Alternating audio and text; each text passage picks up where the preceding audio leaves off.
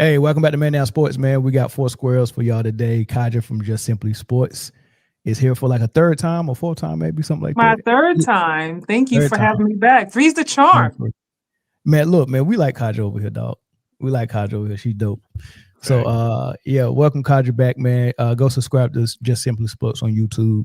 She do football and basketball, and I like when she do both. And then she calls some games live too, so I think that's dope too. Yeah, she ambidextrous. Yeah, she got a, but this her only issue though. I mean, her love for Steph Curry is just insane, dog. I love Steph Curry. How is that an issue? Who doesn't love Steph? His wife. No, I guess not. Oh. What? What? So we're just shooting right out the cannon. Right? I gotta speak up for Aisha. She is absolutely allowed to have wanted to have a career or saw herself only being a career woman before she decided to get married and have kids. Why are y'all so offended by that? Nah, she's entitled to feel how she wants to feel. It seems how she goes about saying these things, it's just very random. They feel like unprovoked, like she's volunteering information.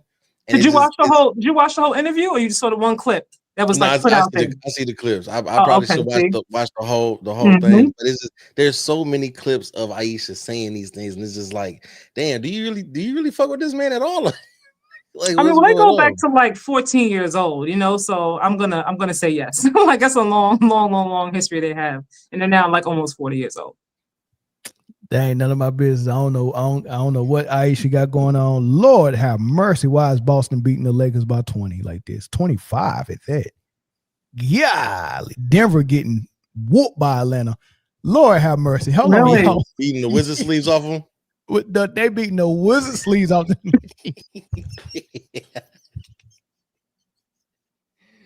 Yeah, hold on. Let me cut my. I'm sorry, y'all. Let me cut my TV on so I can see some of this. No, never mind. Don't even worry about it. I'm gonna watch it on my phone. Lord have mercy.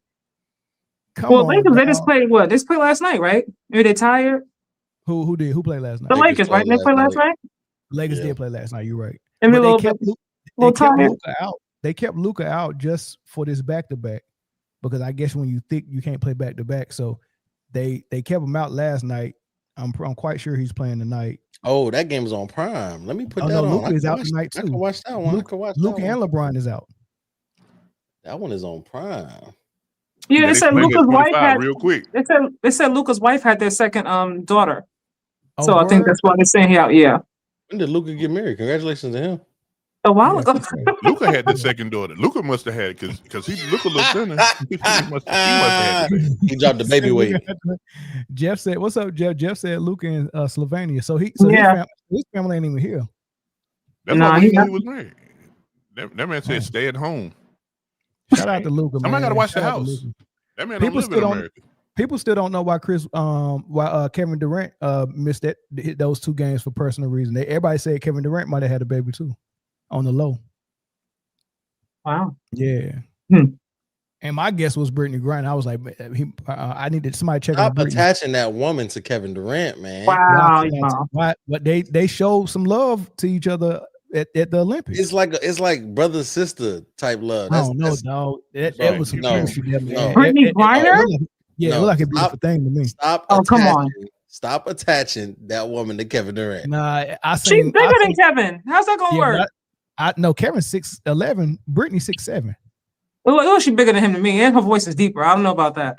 Well, she just stopped taking enhancements. She stopped taking the enhancements. Then her voice will go back to, "Hey, Britney." They go back. We're gonna call them enhancements. But I'm hoping Kevin Durant can bring her back. They said the Knicks beating the snot bubbles out the Jazz. They about 30. They about 30. Yeah, leave 41-13 after the first quarter. Utah. That's unacceptable. That's unacceptable. Nah, that's plenty. 41-13. I'm taking my team to the locker room for halftime after the first quarter. As you should. I'm leaving them in there. I'm leaving them in there. 41-13 is crazy though. You need to ask for halftime like the middle of the first quarter. Like forget going after. You like stop the game. Stop the game. We need to go to the back right now. The Hawks Nuggets is 41-23 at the start of the second. It's 69. That's not that bad though. They go on a 7-0 run. They back in it. It's 69-46 Celtics at halftime. 41-13 Jokic must be tired. He 2 for 11, 0 for 4. I'll never see Jokic miss that much. Yeah, he's tired. Yes, he should be. He's tired. Why are you taking 11 shots in the first quarter? And look, he's tired and don't play the other side of the ball. So that is insane. Here we go. Here we go. You tired from all that passing? Doing too much. He's tired from all that production he's been putting out all these past seasons, and now tonight he's tired. He can't give it to you tonight. Bring that back up when we get to the third segment. Don't forget to bring that up. I won't, because you're gonna have to defend that one.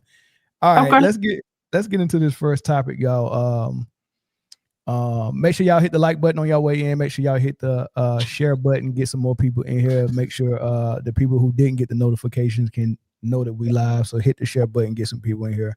And then for y'all that's not subscribed to Just Simply Sports, I'm going to ask you to go over there and do that right now. All right. So thank you. Yeah, no problem. Bring just cash at me. Ain't no free promos. Oh man, nah. But so I found an old clip that I thought was interesting to have a conversation about.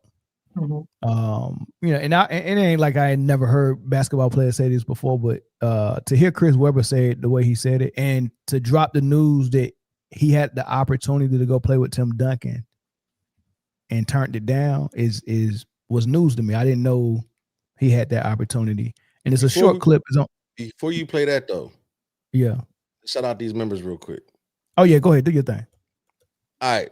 So shout out to the members, man. We appreciate y'all, everything y'all do for us. So here the members: Shy Rider West Sider, Jeffrey Guyot, R Bean, Shay J, WW, Ryan Walters, Taco Master, Steve Calvert, E King, Cedric Franklin, Taco Master again, D-Day, Keith Brazil, It's Not That Serious, Ashley Harkins, Red Wolf 31, Beaver's Big Brother, L. Donald, Debo X, Eric 5556, Mr. Corner 21. My vision failing me, y'all. Saint Cropper, B New, Dante Walker, Jamil Morton, Mr. Source 35, Hope and Peace 4, Global, Jamie, Pure Game Hoops, SWAT 282, Hand Down Man Down, Michael Young, The Chocolate Rider, Andrea Williams, 2VP13, Be Ready Sports Pod, 23 Savon, Sean the Navigator, Unspoken Voices, Joan Finner, Mikey Brass. We appreciate y'all. Thank you. There's a lot of names in there that are new. I haven't seen these names before. So shout out to y'all for Did you say L Duncan? Who? Did you say L Duncan? No. It's Ella Duncan. It's L. It's L. And he said something close to that. Let me find out L Duncan watching the show. Ella Duncan. Hey, It's L. It's L Duncan. It's definitely L. I know some of these. Is YouTube messing up y'all? It might just be putting the government out there sometimes.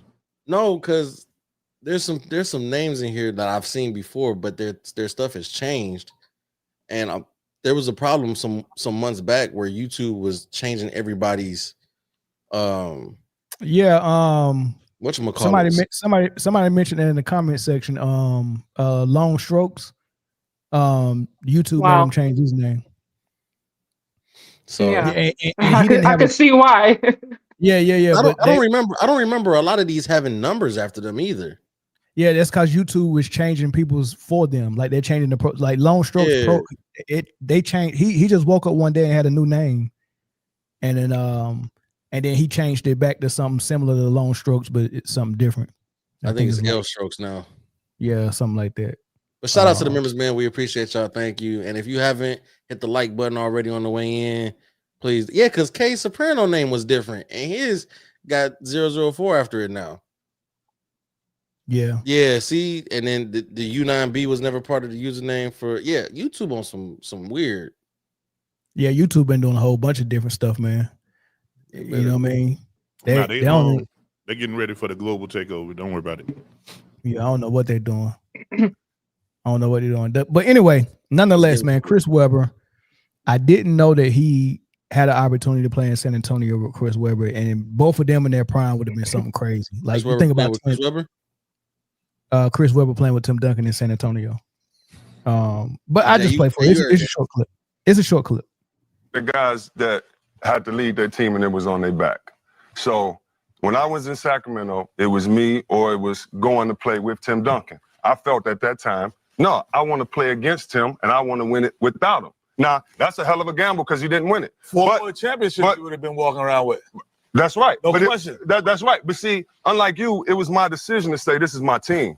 And if I don't beat him, then the hell with it. But I made the decision. So I could have called and done that. And at times, when you get older, you may regret that. You may want a ring. I'm not saying it's great or it's honorable. All I'm saying is that I think you're looking at it from a different position.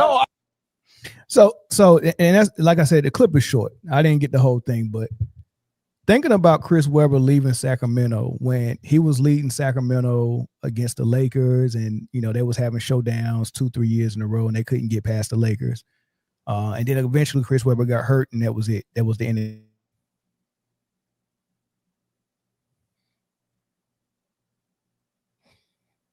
We might have said you two Please names stand by for technical difficulties. Versus, I thought it was just me. I'm like, is it just me? Nah, did I freeze? Did I freeze? Yeah.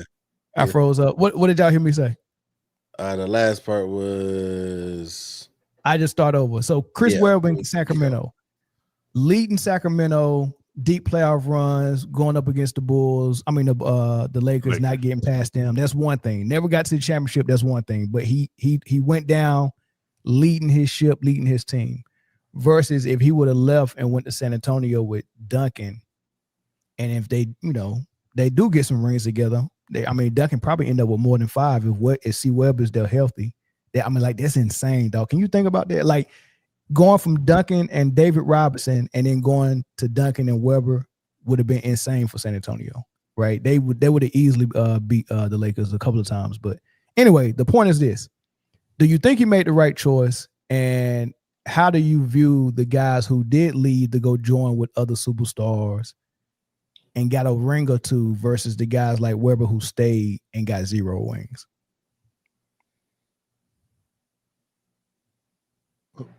No, okay, I'll take it. Did he make the right choice? I think he made the right choice for him. Because trying to do it on his own was more important to him than winning. I look at it like this. He could have woke up any morning in Sacramento and said, we've had enough of the Chris Webber experience and traded him. So anytime you have a chance to go do your own thing or whatever, you can't be more loyal to a team than a team is willing to be to you. Now, if they already told him, hey, listen, you're our guy, you're going to be our guy for the foreseeable future, there's nothing that can change that from us, from you, from us. We won't move on from you until you're ready to retire. Then absolutely it's the right decision. But if he, had no guarantees, then, you got to think about it. These teams, the front offices care more about profits than they do about winning. So don't ever forget that. So don't base your legacy on a franchise that'll trade you tomorrow to make more money. Mm-hmm. How's Webber's legacy looked at now, and how would it be looked at if he got 1 ring with Tim Duncan? Well, right now we don't include Webber in the top 20 of anything, and 1 ring may have changed that. What you got him at as far as top power forwards? Right outside we know Duncan's 1, right? Mm-hmm. Right outside the top 10. Right outside the top 10. Right outside the top 10 for Webber. You can name 9 power forwards better than Chris Webber. If I tried. Okay, we'll do it. We got Duncan. I give you Duncan. We got Karl Malone, right? That's 2. Are we going with Garnett 3? Got 2. Okay. We're going Dirk 4. Come on. Okay. Charles Barkley 5. Come on. Now where you going?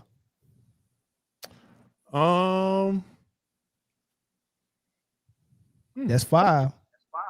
I'm not putting Kevin McHale ahead of Webber. But you can. There's an argument that's there. Somebody said she. I love she, but I got Webber ahead of she. She got the ring. Ring make the thing while we play. That's what you said. I'm using your argument. Ring Yeah, makes but the team. but the argument with rings is for guys in a different category. We're just talking about the best power forwards right now. Sheed is in a different category. He's a No, champion. no, the category I'm talking about is the tip top. We don't care about Eric Snow rings. We don't care about Derek Fisher rings. Like if I'm asking who the best player. Hold on, man. Listen, Sheed is closer to the tip top than he is to Eric Fisher and Derek Fisher and Eric Snow. But we talking about which players are better. We say, hey man, who's the top point guards? And then we be like, man, when you get the Iverson and Derek Fisher got the rings. Now that's not what we're doing. No, but that's not what we're doing with Sheed and Weber. They're the same player, but one has a ring. You got to go with the guy with the ring. Not when we talking about who. Not when we talking about who's better. I just want to know who's better than Weber. Rasheed Wallace is better than Chris Webber. I think they neck and neck, though. I think it's pick which one you want. So again, that's someone that you could put in front of them. It won't be because of one ring, though. Huh? It won't be because of the one ring. No, but what I'm saying is, I said that I have him right outside the top 10. And we haven't named 10. All right, so okay, you put Sheed in front of him. That's 6. Who's next? Dude, we was at 8. No, that was 6. Yeah. We was at 8. No. Go back and name them again. Duncan. Go ahead. Garnett, Dirk, Karl Malone, Barkley, Rasheed. That's 6. That's 6. Kevin McHale. No, we did not put Kevin McHale in front of. Okay, I'm gonna let him finish his list. So you got Kevin McHale in front of Webb. Okay, that's 7. That's 7. Somebody said Greek Freak. I ain't mad at that. I am. Why are you mad at that? One-dimensional bag. I'm not putting that above Chris Webber. Chris Webber had many dimensions. More than Giannis. Of course he did. Man, that man looking for a timeout still to this day. Chris Webber passed better than Giannis. He shoot better than Giannis. He better in the post. He dribble better than Giannis. I wouldn't be mad if someone put Giannis above Chris Webber. I personally don't have him there, but I wouldn't be mad if someone did. Well, so far you only got 7, sir. So they look like Webber at 8. I'm going through the history of basketball. Goodness. Okay, keep going. What we got, Kadri? What we got? Moses Malone, power forward or center? Say your question again. You click in and out on my end. You said Moses Malone, power forward or center? Yeah, he's a center, right? As far as I know, yeah. Yeah. Okay, so Moses. So we're not counting Moses. So who you got, Jay? You got 7. It looks like Webber. Listen, bro. Listen. I'm separating power forwards and small forwards. Are you putting Dennis Rodman above him? He better not.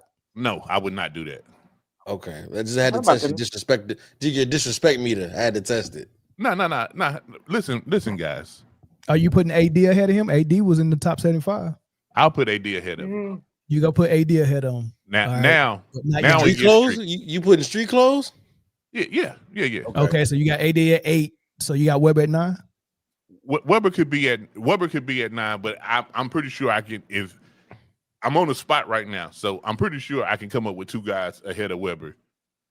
Yeah, I mean, because you ain't went way deep in history yet, but if you can't remember their names way deep in history right now, it's probably a good reason why you can't remember. No, because I'm on the spot. I'm going through people, and then I'm like, nah, he a small forward, and this positionless basketball. Notice I didn't say many people from now. No, you didn't. You was close to saying Giannis though. No, I wouldn't be mad if somebody put Giannis.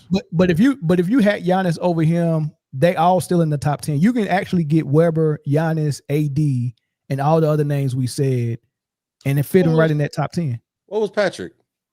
Patrick Ewing, center. Yeah. Okay, yeah. Nah, that's back when they had real centers. Yeah. Easily a center. Kaja. I'm gonna play this again. Dr. J was a small forward, right? Yeah, since it's such a short clip, and we got some people that just came in that don't know what we're talking about. We're talking about Chris Webber. I definitely would put Ralph Sampson up there. Center. I was say Ralph Sampson was a center. Yeah. But I mean, he did play side by side with Hakeem though. So there was Twin Towers for a little while. So one of them was a power forward, but Ralph Sampson 7'4". Well, Tim Duncan was really a center too. Yeah, a lot of it's years just that the Admiral was standing there. For sure. Paul Gasol. Nah, Paul Gasol not better than Chris Webber? Webber. Absolutely not. Nah, I'm Absolutely not. not. Okay, what about Marc Gasol? Absolutely not. Still no. Okay. Or Gasol any better other than Marc. Gasol you ever met. No, absolutely not. I'm gonna play the clip again since it's short, and we got some people that just came in. The guys that had to lead their team and it was on their back. So when I was in Sacramento, it was me or it was going to play with Tim Duncan. I felt at that time, no, I want to play against him and I want to win it without him. Now, that's a hell of a gamble because you didn't win it. For a championship, you would have been walking around with. That's right. No question. That's right. But see, unlike you, it was my decision to say, this is my team. And if I don't beat him, then the hell with it. But I made the decision. So I could have called and done that. And at times, when you get older, you may regret that. You may want a ring. I'm not saying it's great or it's honorable. All I'm saying is that I think you're looking at it from a different position. So Chris Webber is saying that, hey, he had a choice. He could have went and played with Duncan. He could have made that phone call and went and played with Duncan easily. And he's saying he didn't because he took pride in, one, I want to beat Duncan, and two, if I can't beat him, then the hell with it. Like, go down that way. So I got two more that I like better than Chris Bosh. Not Kevin Love, Chris Bosh. Chris Bosh and be in that convo. Is it playing on your end? Because my end keeps messing up. Is it? Yeah, that's you. Oh yeah, her internet might have went out. But so the last person y'all wouldn't put above Webber, but I liked his game better than Webber. Who's that? Amari Stoudemire. Power forward? No, he's definitely power forward. Into the eye injury. Look, y'all listen. But you grasping straws right there. I get it. Yeah, Chris Webber is that dude, dog. But yeah, no one said that. He is. People got to give Chris Webber his props, dog. Got to give him his props, man. This dude was leading a team to the #1 record in the league a couple of years. This is when Shaq and Kobe was together, and the Sacramento Kings had a better record than them. It was just that in the playoffs, something happened, and we know what happened. I got the book. I got Tim Donaghy's book. We know it was rigged, right? So something happened, but Sacramento had the better team every time they played the Lakers, and nobody on the East could stop Sacramento or the Lakers. Let me answer this question right here. Honestly, I have him above Webber. But no, I know. No, hold on. Let me finish. No, the fuck you don't. Can I finish, please? No, I'm not letting you get that off. I don't know if we want. I don't know. I'm not letting you get that off. I know 100% what my bias is here. I know why I have him above. Because he's a dookie. Fine, whatever. But because I want to put Elton Brand on that list above Webber too. Get out of here, man. Get out of here. But you might as well put Sheldon Williams or Candace Parker husband on there. Listen, Candace Parker is a husband now. If you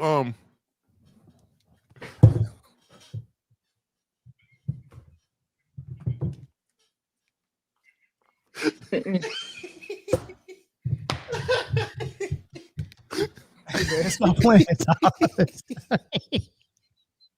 Stop playing, man. Oh my God. I'm going to put Duke players above anybody. But that's just my personal preference. But I know that's not true. But Oh man. I apologize to Candace Parker, man. That's my girl. Sorry. I mean, I don't think she mind, but I mean, she is. I mean, but So is there something wrong with him saying that he's not a fan though? Of going to another team, another player's team? I don't see what's wrong with it. I think that was the best move for his actual career. I don't think, honestly, winning one championship wouldn't have affected Chris Webber's career at all. His legacy. I don't think. I mean, for journalists and sports writers and those type of people who are going to judge your career based on that, I think it has affected his career as far as how high they rank him. But what affected his career the most is him tearing his ACL and having a botched surgery, because I've never seen nobody come from an ACL that lost more of their game than Chris Webber. Like Chris Webber couldn't even jump no more, dog. And I done seen D Rose several ACLs. I done seen Kenyon Martin with broke legs. Amari Stoudemire had ACL. So I'm trying to figure out, was the science that much better 5 years after C-Web? Because that was people like right after C-Web that had ACLs that didn't lose their career. Chris Webber wasn't the same no more. Hey, for my podcast said, hey, chill out on the journalists. Well, hey, it is. That's his new name, Chris. Strong Stroker now. It's not Long Stroke. Shout out to the program and the crew, man. Thanks, Strong Stroker. I don't even know why I'm saying his name all of a sudden. I refused to say it a while back, but he just been around so long. I got to at least say his name though. Chris hasn't said anything yet. He's about to. But go ahead, Kadra. Finish what you were saying though. What's your whole thoughts on it? No, I was just gonna say overall, I understand why he decided not to go ahead and join. Because there's always going to be an argument. Like it's like you're damned if you do, damned if you don't. You stay where you are, people crucify you. Like go someplace else, go win the ring. And then when you leave and go someplace else and join another team, it's like, oh well, he only won because he teamed up with such and such. He should have stayed where he was. It's like you just gotta do what's best for you and make that decision and live with it. And hopefully you don't regret it in the years to come. Because no matter what, it's gonna be something.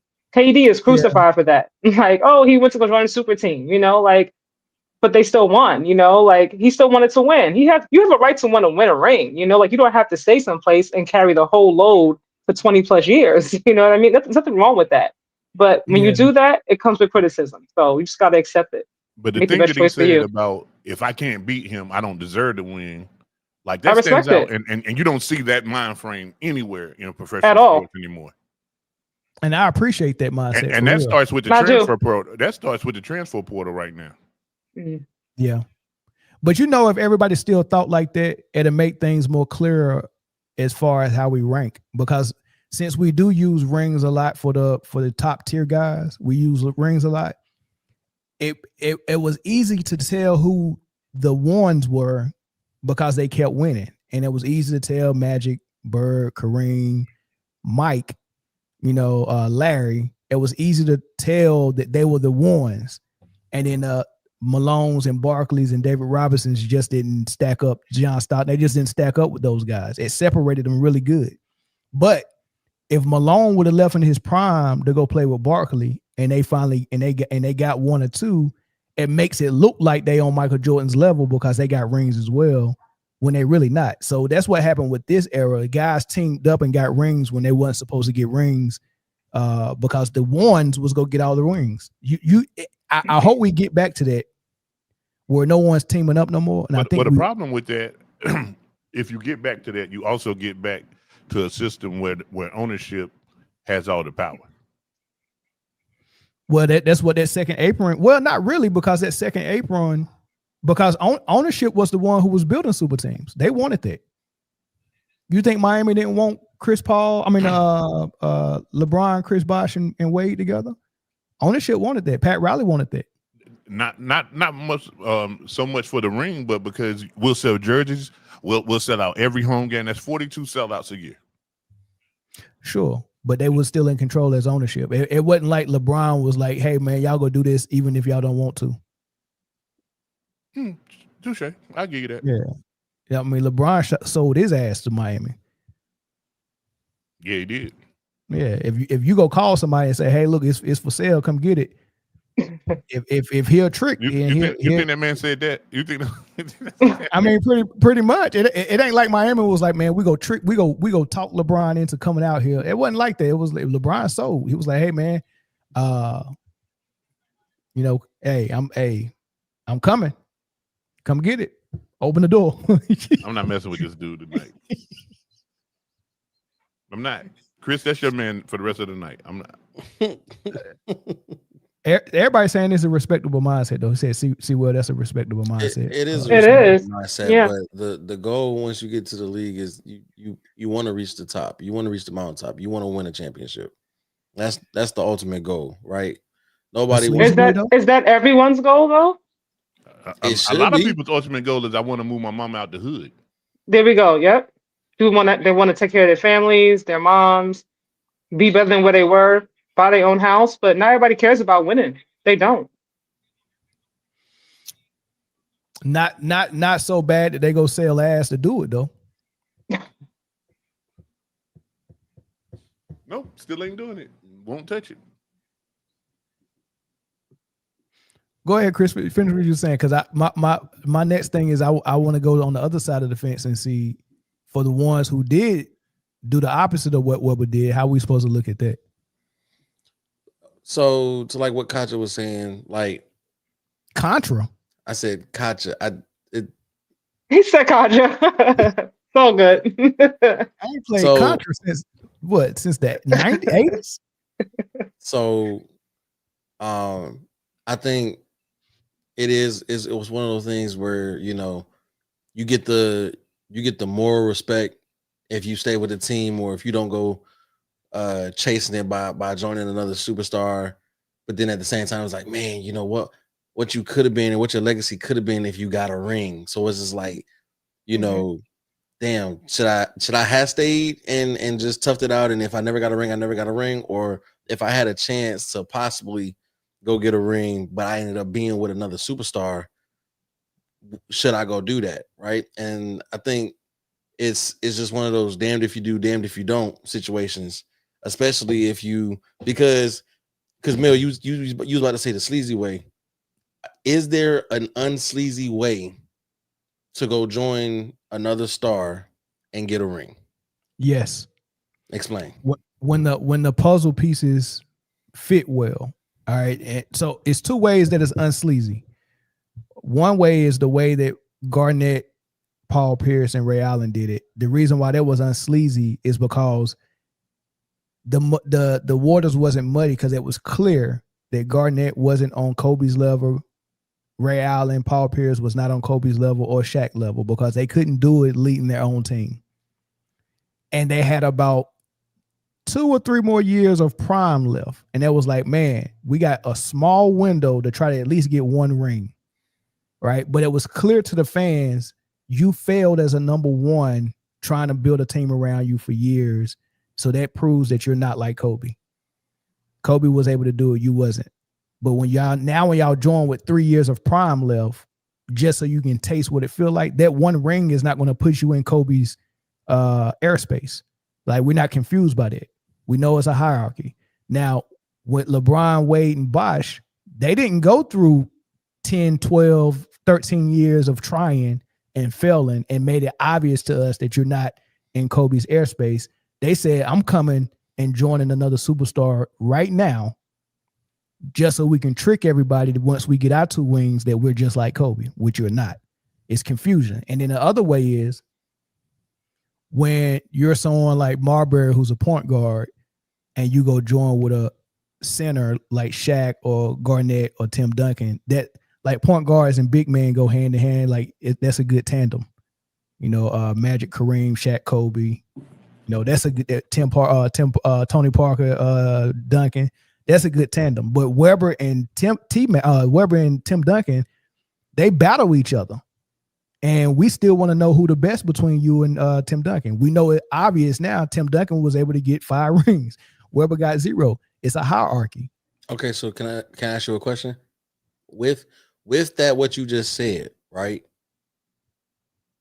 Can we apply that to Kevin Durant's move? Because they didn't have a small forward of that caliber on Golden State. Kevin Durant and Steph sold ass.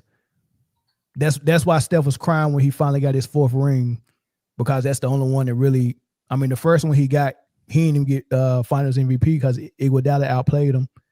And Curry was choking, and they played a team that didn't have Kyrie or Kevin Love. So everyone was like, yeah, but do it really count? And then you tried to beat them healthy the next year and lost, dropped the 3-1 lead. And then KD came and saved you and got 2 for you, almost got 3 in a row for you. And then now he finally got that 4th one and actually played well and got finals MVP. And that's the one he was crying about. He didn't cry for the first 3. He cried for that 4th one. But how is it selling ass if Kevin Durant was Kevin Durant wasn't supposed to be there? He's supposed to have the Chris Webber mindset and said, I'd rather go play with James Harden, or I'd rather go to another team, or I'd rather stay in OKC with Westbrook or trade Westbrook and get it done with my squad. because now we can't tell 100% who's better, Steph or KD. We can have our opinion. I think KD's better, but as far as what he was able to prove, he hasn't been able to prove he's better than Steph. And Steph sold ass too. I feel like because I can't definitively say a little he bit. I feel like that's moving the goalposts just a little bit. Okay, I'm listening. Because to what you just said, right? Kevin Durant he left. Cool, we know that. But sleazy.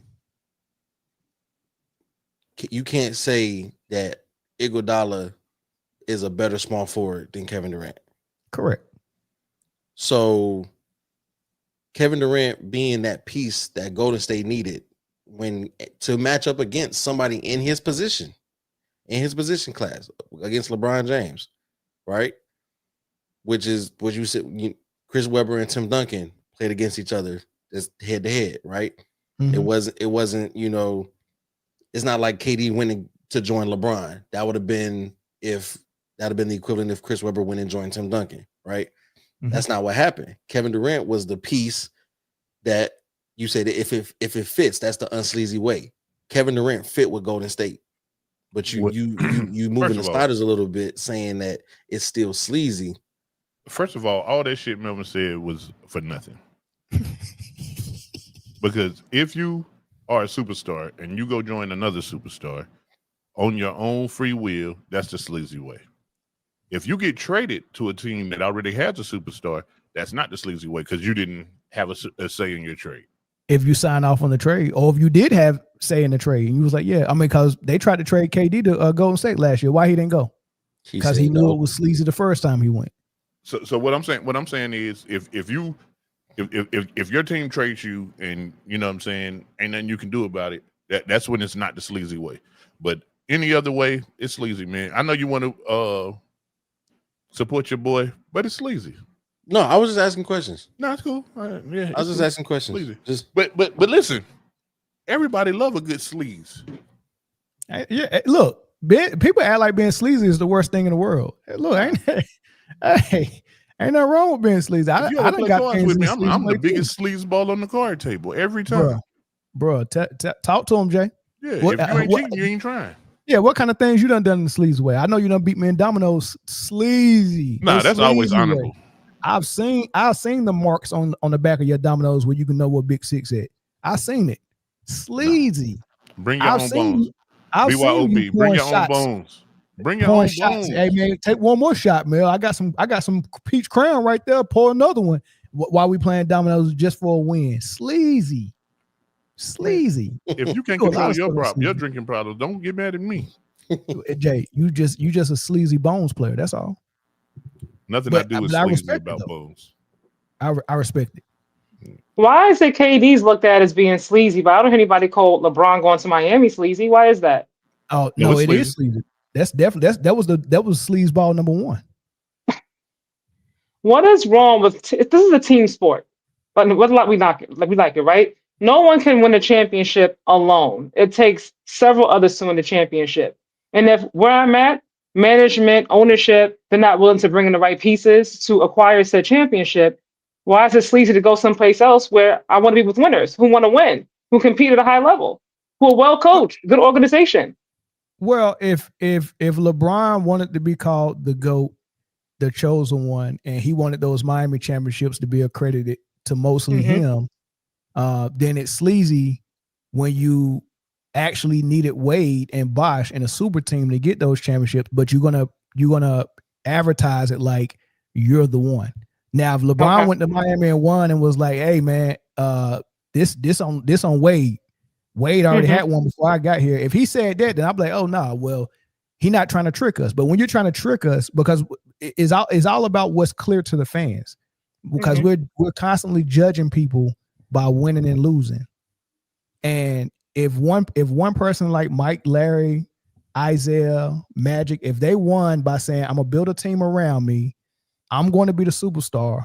Give me other role players, give me a co-star and other role players, and I'm gonna see if my team is better than yours. The way I lead it, the way my identity is imprinted on it, and let's see who the best man is." Then that's the fair way to do it. But if Melo is building a team around him with a co-star and role players, and then everybody else is building a team around him with co-star and role players, and then three superstars decide, well, we don't want to co-star and role players, we all want to join, and trick everybody into thinking that we're the one in this era, that's sleazy. Well, I mean, so Kaja, I'm sorry, go ahead. Nah, let me help you. Mel will never answer that question because he doesn't want to give credit to how important ownership and front office is. To I was just about to say that, like he'll you never can't answer go. That question. You can't just bring your people in. We've been going back and forth for a long time. So Yeah. if your front office is trash, get the hell up out of there. Do it. Don't Thank do you. it, So I'm saying, if your front office is trash, get the hell your up front out of office, yeah, management, ownership, like that's who brings the other players in. You can go ask, you can let your feelings be known, but you're not making those trades on your own. That's not your job as a player. Yeah, but Kaja, if the front office in Cleveland was so trash, why did he leave Miami, which is a good front office, to go back to Cleveland? Well, didn't he say he felt like he owed the city, right? So he wanted to bring him a championship, he wanted to go back and keep his word. Yeah, but how is he gonna bring a championship if the front office was trash? It was the same front office. I don't think it was the same front office. It was the same owner. Was it the same GM? Nope. I think it was. No. I think it was. Go back and look. But even still, if it wasn't the same team, it's the same owner. He's still gonna spend the same amount of money. So what's the difference? The owner is just there to cut the checks. The difference is the owner seen the profit loss from when LeBron was there plus when LeBron was gone. The difference is Kyrie was there, and he looked at Kyrie as a new young buck, a rising star, and he looked at Wade Nees and was like, yeah, I'm going to go be sleazy another time. He wasn't tired of Pat Riley? No? Well, let's say he was tired of Pat Riley. So he goes to Cleveland, plays with Kyrie. Let's pretend like he wasn't there for Kyrie. Why he leave out the Kyrie leave? Okay. I got a question, Mel. I got a question. Maybe this is playing devil's advocate. I don't know. We'll see. What is the difference between a superstar on a team of role players who are known role players versus a superstar who joins a team with other superstars who accept being role players? Because good question. A superstar, and we like that word super, and we got to use it literally. Super means I'm doing something abnormal. I'm able to do something abnormal, right? A regular person or a regular star can do regular things. A superstar can give you 50 points in the game 7. A superstar can, bring you back from 3-1 lead. You get what I'm saying? A superstar does Superman type things, right? So if you got a Superman and you got a team with another Superman and regular people's on his team, and you got another Superman with 2 Superman beside him, is that not an uneven matchup? So basically, the answer is one way is normal. It's not a lot of Superman to go around. There's not a lot of superstars to go around. I say around 10 at any given time. The NBA has 10 superstars, right? So that means it's 30 teams or 32 teams? 30. So that means 20 teams can't have one if it's only 10. That means at the most 10 teams can have one. If you get 3 of them, that's a big advantage.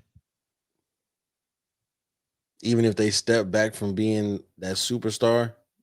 Yeah, because at any given time, because at any given time, guess what? If I got three superstars, at any time I got three guys that can do super light stuff. It don't matter if they step down to play a role. I can miss 5 straight games and have that second superstar just can keep performing and keep winning. Like right now, let's say if Jokic get hurt, let's say if SGA get hurt. SGA get hurt for he gone for 10, 15 games. If he had Wade and Bosh on his team, he got Wade and Bosh on his team. You think so? Yeah. You think he got superstars on his squad? Yes. Interesting. Green and Chet. Chet and who? Williams. They're superstars. Yep, they just ain't. They haven't stepped into superstardom. I'm gonna use a throwback word from Mel. Those are superstars, really? They haven't had to show you that they can be, but yeah. I'm gonna use a throwback word from Mel. They are fringe superstars. Not even fringe. Nah, I'm only messing with Mel. He know I don't believe that at all. Not even. Oh. $5 super chat. Johnny said 2020 ring weighs more than KD 2 or 3. I don't believe in rings weighing more. I don't believe in it. It just depends on who the jeweler was. Facts. All right. Any more on this topic? Or y'all want to move to the next one? We can move it. We'll move it. Atlanta beating snot. Bruh, Jokic 2 for 15, dog. That MVP race is looking slim. All right, so Bill Simmons podcast, he was interviewing Max Kellerman. Max Kellerman is back, y'all. Hey. He actually said some stuff about Stephen A. Smith, too. Yeah, I watched it. It was good. I liked it. It. That boy called himself Muhammad Kellerman. But they said something about Jokic. First of all, there was arguing about who was better, Kobe or Tim Duncan. Bill Simmons just don't like Kobe at all. He said he got Kobe like number 11. And he said it's blasphemy to put him over Tim Duncan. So that's one thing. But the back end of what he said was about Jokic. And he said Jokic was the best offensive player he's ever seen. And then he said Jokic, he want to put him in the top 10, but he can't because he only got one ring. But if he get another ring, he's way deep in the top 10. And then he called Wilt a loser. I thought that was interesting, so I'm going to play it. So you think Duncan is right after Bird and Magic? I do. And guess what? I think Jokic is coming. But yeah, I don't think it can only be with one title. Agreed. Because now we're in the titles. I don't love the ring culture, but it's really tough to put a one title guy in like the top 8 of all time. I said this last month to Legler. I think he's the best offensive player I've ever seen. I wasn't there for Wilt, but of anyone I've watched in my lifetime, Jordan was the best player I've ever seen. He was the best. He was a better offensive player too, Bill. Like I don't know. Like Jokic, yes, of course, Jokic is going to shoot better because in this era you're going to take those shots. I'm so saying much he does more. Everything he does. It doesn't matter who's on his team.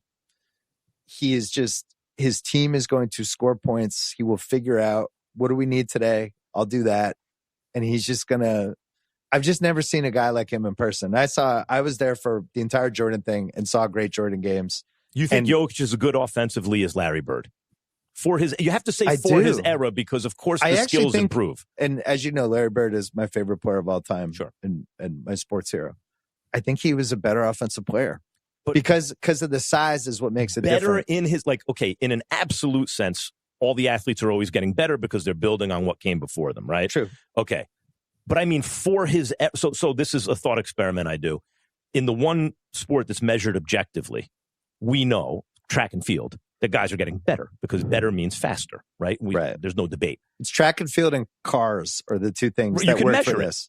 Stopwatch. A 1963 Porsche versus a Porsche now. Exactly. You can't compare the cars. So the 10th best sprinter in the world today is much, much better than Jesse Owens. Yeah. But that's a ridiculous statement to make because they're two different eras. Who's the greater, right? This is the Bob Cousy argument. Hey, so let's talk about best offensive player that ever played the sport of basketball, being Nikola Jokic first. We'll get to the top 10 thing later. Is he the best offensive player that the sport has ever seen? No. Kaja? I feel like questions like this they're subjective because everybody has their own opinion. Like I want to hear yours. You know, like, can I say he's the best offensive player of all time? I can't say that, no. But he's definitely up there. Okay. What's up there? Meaning, like, I'm going to say like top 20. I'm not going to go like top 10, top 5, because I still feel like he has quite a few more years before he retires. But just with respect to what he's done thus far, what he continues to do, his consistency is what stands out to me the most. I got to put him up there. I have to. I mean, I put him up there too. But do you really? Yes, but I know for a fact he ain't the best. Because the best is Mike, and then there's some people after him that can score like crazy, pass it okay, But I think Jokic can score like crazy as well and pass it very well. But I don't think passing it very well is the thing that weighs the most on who I call the best offensive player. Scoring is I'm gonna weigh the most on scoring, and there's a lot of people that score better than Jokic, a lot. And I don't think he's close to MJ as an offensive player at all. Even if you add Jokic assists and points, and then put it up against MJ's assists and points, MJ is more. I think people also get so caught up in the style of play, how it looks. It's like MJ obviously was more exciting, more athletic. Like you wanted to watch him play. You were tuned in to see how he played. His bravado, everything. Jokic is kind of boring. Like he's not very exciting to watch, although he gets the job done. He's not the most exciting to watch. It's like, oh, okay, it looks like he can't really jump that high. Like you can't, like you watch him run, he's slow, but he's still efficient, he's still consistent. So I feel like that also plays a part in it as well. Like it depends on what you like, what you think is appealing, what you're attracted to, the kind of players that you like. All those things go into this conversation. Yeah, that could be for some people, but I thought what Tim Duncan did on the court was pleasing aesthetically. So some people say San Antonio was boring, but that jump, for me, seeing those cuts and people move without the ball and how that ball move and see them make extra passes and oh man, that jump was sexy to me. So I don't have a problem with Jokic's game and how it looks. It's aesthetically pleasing to me, just like Mike says. But as far as like how they move, how fast they was, how they jump, how they blew by people, how they did certain things, how they shot it, how the form looked, all of that stuff. Yeah, that goes into the fact who's in the gym the most and who is just blessed the most. And you can't deny that it's some natural stuff that you're born with that's going to make, give you an advantage over guys that wasn't born with that same thing. So yeah, Michael Jordan had the athleticism and that looked great. Jokic don't have it, but it is what it is. That's part of what makes Jordan better than him.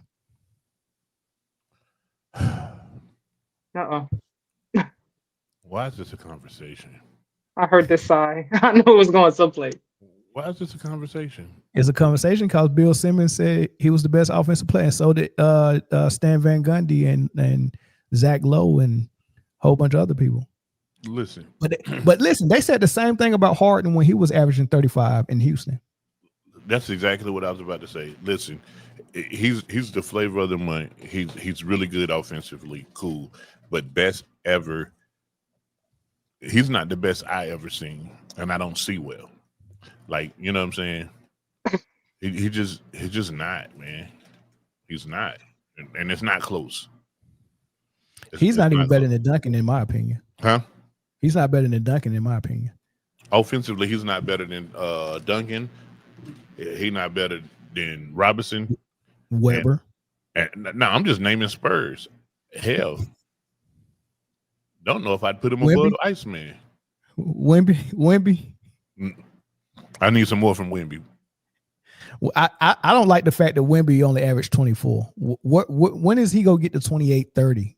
I need Wemby to freaking dominate, dog. I need Wemby to start dunking on people and quit doing these threes every third play. Oh, he dunked on Draymond for sure. He did.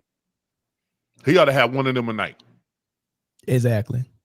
Chris, your thoughts though, because you was about to go in. Nah, he's not the greatest offensive player of all time.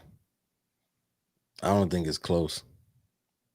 Phenom Fisher said Jokic is the start of the new GOAT debate. So now it's gonna be Jokic and Jordan. See this is what make it funny to me. All these years we did this LeBron and Jordan GOAT debate, and as soon as LeBron retired, the next guy they go compare to Jordan. They're not gonna compare him to LeBron. They're gonna compare to them Jordan because deep down inside, everyone know that's the higher standard. Mm-hmm. I think that's funny. Listen, no one's confusing Jokic and the greatest basketball player of all time. because he doesn't do all the basketball things well. So you have to throw the caveat on it. On the offensive end, he do though. So he can that's what I was dribble, about to say. You have to throw the caveat on there. Greatest offensive player. He's one of them. Like if you're talking about the greatest offensive players to someone who flew to Earth and hasn't seen the last 75 years of basketball, and you trying to explain stuff to them, you got to mention Jokic. Like it was this one guy that did things that centers wasn't supposed to normally do. Like he handled the ball like a guard. He shot the ball like a guard from the three. Like I think he shoot the three. Like you got to fear his three, not as much as Dirk's, but you can't leave that man open, dog. You know, he can hit the three. Offensively. All right, let's do it. Chris, what's up? You want to see some controversy? Let's do it. Offensively, Luka game is better than Jokic. Fuck it. We're here. We're here today. Let's do it. Oh, okay. Let me get the super chat. $9.99 super chat. I love that Muhammad Keller line. Yeah, that's when he was talking about Stephen A. Smith. He said, man, do you want to get on national TV and spar with Muhammad Kellerman every day? For 15 rounds. Yeah, he said that's why he got fired.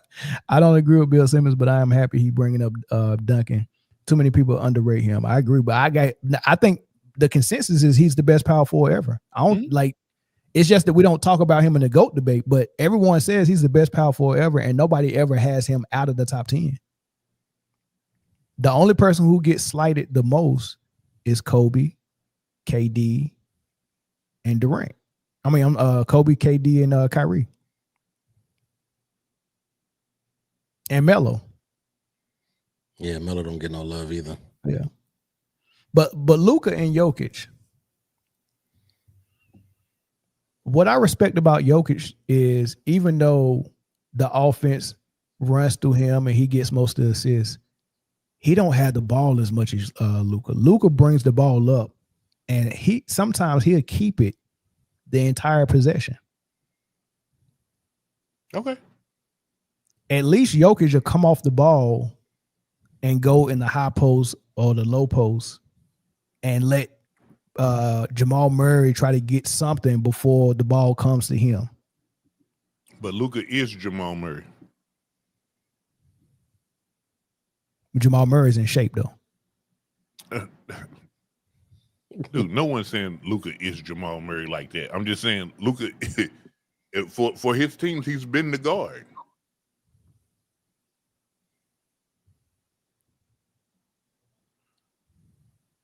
I don't know, Jay. I respect what Jokic do more than what Luka do. Nah, not me. You don't?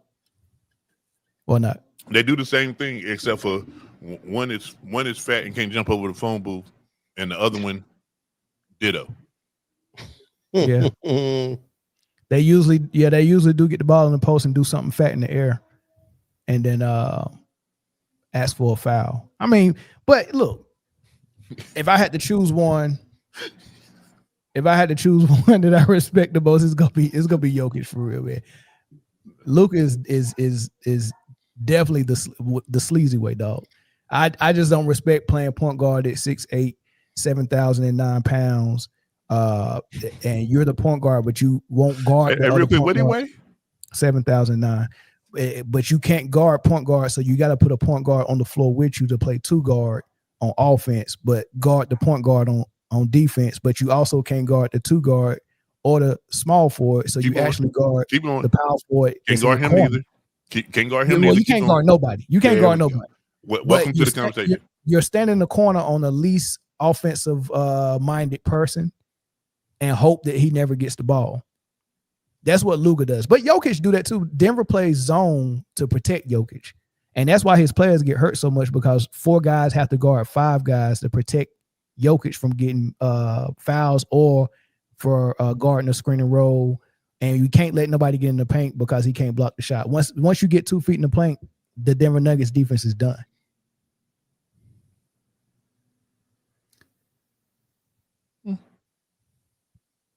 What it boils down to, man, is this right here. You can make a case that Luka's offense is better than Jokic, but you can't make a case that Luka is the best offensive player ever. So you also can't make a case that Jokic is the best offensive player ever. Boom.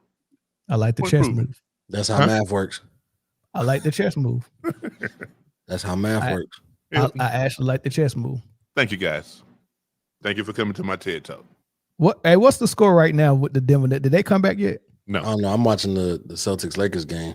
I didn't even check, but I'm sure. You know what? Let's go ahead and switch to the NBA, man. We can start with the Celtics because remember when the season started, we was like, we about to find out if Jaylen Brown can handle being a number one. Mm-hmm. And at the beginning of the season, it looked like he wasn't handling it well. Denver done came back. They down 4 points. Oh, wow. And Jokic just started hitting some shots. He got 19 now. MVP conversation. On how many shots? 19 on how many shots? 17.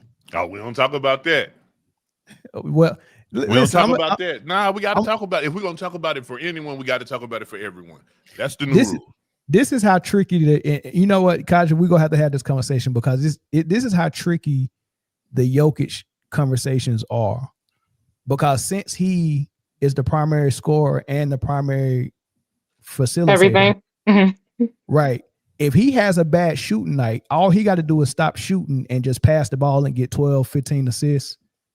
And if they lose, they'll be like, he got you 15 assists, and no one's going to be like, no, we're used to you getting 25 to 30 points. What was your 25 to 30 points? So Jokic can have a 19-point, 15 assist game, and everyone in a 10 rebound game. And 10 rebounds. Mm-hmm. Yeah, and that'd be a triple double. And then everybody be like, well, Jokic did his part. No, we counting on you to get 30 every night, like Michael Jordan was supposed to get 25 to 30 every night.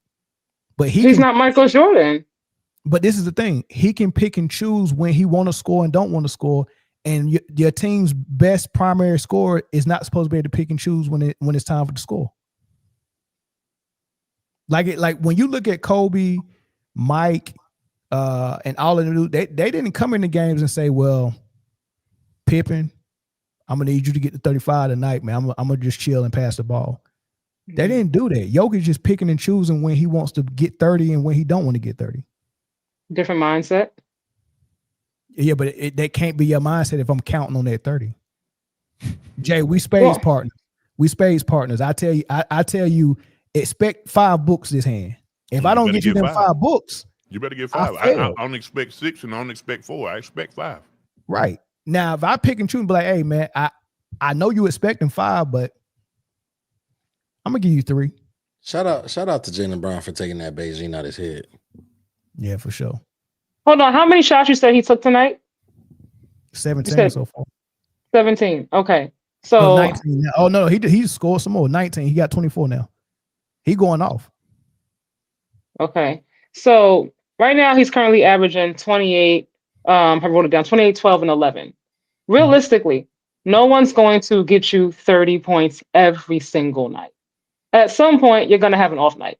It's just bound to happen. Now, you don't want your best player to have a shooting slump. That's something completely different. But they're going to be nights like tonight where obviously he struggled in the beginning half of the game, and later on in the game, he's bringing it on. You know, he finally found his rhythm. Those things happen. What that takes away from him? I don't get what you're saying.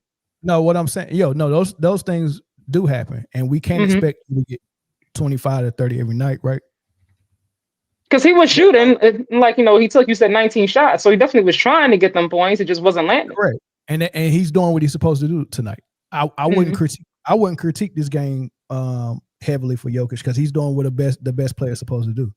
I'm talking about those games where he shot 7 times. Why choose to shoot 7 times tonight? Why are you doing it? Well, I mean, it depends on the game. I mean, it could be a game where Jamal Murray may have had the hot hand. He might be going off. Aaron Gordon, sometimes he be going off. Feed whoever's hot. You get the hot hand and we both get the hot hand. Why am I choosing? I mean, if you're hot, you're hot. But I'm still Jokic. I'm still Kobe. I'm still Jordan. I'm not shooting 7 times. Listen, if you playing with me, whether I'm hot or cold, if it's my team, I'm taking 20 shots. Facts. You might as well get around it. Because and here's the thing. This is the reason. When the responsibility is on your shoulders, whether you win or lose. If I'm going to give you credit when you win, then it matches for me to give you credit when you lose. Like it's on your shoulders either way. You can't pass the buck to someone else because it's your team, it's your responsibility. Like, you cannot pass the buck. You have to have that type of pride. You can't pass the buck. So I need you to shoot the ball. That's how we win. You're the problem. You're the mismatch that no one can answer. You can't pass the buck and say, "Oh, Jamal, do your thing." Because what happens if we allow you to do that, when you lose, you can always say it's Jamal's fault when you're the one that took 7 shots. Because you can always point to if Jamal has 50, Jokic should still have 22. And he did. He had 24 when Jamal had 50. Yeah. So that he shouldn't fall off a cliff to 15. Typically in games where he has like 15 points, usually the rebounds are like 20 and the assists are like almost at 20. So for me, not for you, you feel differently, Mel. I think you got a problem with the Joker, low key. Because last time you were saying he should kind of back up and just kind of choose one. You know, he doesn't have to always have 28, 30 points. He can also just assist and get his team involved, you know, because you don't like the whole triple-double playing basketball thing. And now you're saying that he should be averaging or at least trying to put up 25, 30 points a night. So, hold on. When I said he should choose one, I said, do you want to be the facilitator or do you want to be the primary scorer? Don't do both, because you have someone who can do either. Jamal Murray can be if Jamal Murray wanted to take most of the shots, he could. He's that type of player. But he's not consistent. The reason why he's not consistent, see, this is the thing. We just described that Jokic can get you 30 or 15. And that's called inconsistency. So if Jokic is picking and choosing when he's going to shoot 25 shots and when he's going to shoot 10 shots, then the second best player in Jamal Murray has to go with that inconsistency. So Jokic being inconsistent, but we're not calling it that because we're saying, oh, he just decided to pass tonight and not shoot. Well, now your player got to adjust. Your second best player got to adjust to that. You ever seen? I don't know if you ever did training, but have you ever seen how SWAT team clears the room? 3 people enter, one of them busts the door down, and he turns left. The guy behind him has to. It's like clockwork. Like as soon as that guy bust the door down and turn left, the guy behind him has to be right behind him and turn right just to make sure that no one's shooting from either side. But my gun go this way, yours go that way. That's how Jokic and Jamal Murray is. Whatever Jokic do, Jamal has to adjust the other way to it. So if Jokic can't score, now Jamal got to score. But if Jokic just scoring a lot, now Jamal got to facilitate. You get what I'm saying? But so it's not that Jamal is inconsistent, it's Jokic is inconsistent and Jamal is adjusting to it. But we're not blaming Jokic for being inconsistent. We're blaming the second best player, which is also not fair because all the good stuff and all the credit goes to Jokic when they win. But if they lose, we can always say Murray's inconsistent. That's not fair. I've been looking up some stuff because I like fiddling with stats while y'all been chatting. Y'all mind if I hit y'all with a little stat bomb real quick? Yeah. Go ahead. All right. So in 22 games played so far, SGA has scored 30 or more in 18 of them. In 21 games played, Jokic has scored 30 or more in 8. SGA has only played the fourth quarter in half of all those games played. Less than half. He sat out 10 fourth quarters. Oh, no, that's 11. Right. That is 11. That's it. No, 11 of 20. 11 games out of 11. He's sat out 11 fourth quarters out of 22 games, and has gotten 30 plus points in 18 of 22 games. If somebody wants to go get 30, they can go get 30. We seeing it. And that's what I was saying. Like Jokic, pick one so Jamal can do the other one consistently. If you want to be the scorer that we're leaning on, do that and let Jamal run the offense like Tony Parker ran it for Tim Duncan. But if you want to facilitate like Sabonis and not score a lot, then freaking do that. Be Sabonis and pass the ball all the way around, and then let Jamal Murray take 25 shots a game. But pick one of them so Jamal can take the other one. But right now you're doing both, and Jamal just got to come in and fill the game out every single time, and then figure out how he go play that night. If Jamal was who you think he is, why do you think it runs through Joker? Because Jokic is better, and he's the more. Okay, there we go. He's the mismatch. He's the guy that should be getting the most shots. He's the guy that's going to draw the double teams the most. I would pick Jokic 10 times out of 10 over Jamal Murray. There's no guard that I would pick over Jokic in this league right now, except SGA. And I used to say, I ain't even gonna say Tatum is a guard. So SGA is the only guard that I would pick over Jokic, and maybe a healthy Steph. I'm not taking Luka. I'm not taking healthy Dame. I'm not taking healthy Kyrie. I'm taking Jokic over everyone except healthy Steph and SGA. Right. So my respect for Jokic is sky high. It's just that the pass we give him for his failures and shortcomings, we're putting it on his teammates, and that's not right. His failures have to be his just as much as his successes do. Correct. I mean, that's what we do for. I understand that. Why does Jokic get a different layout? I don't know.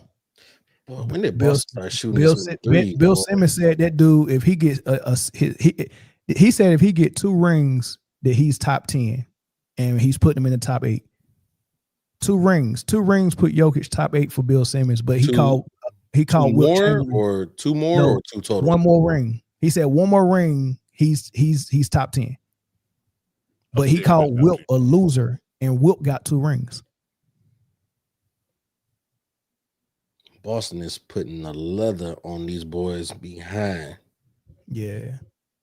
They got some people I didn't even know was a Celtic playing in the game right now.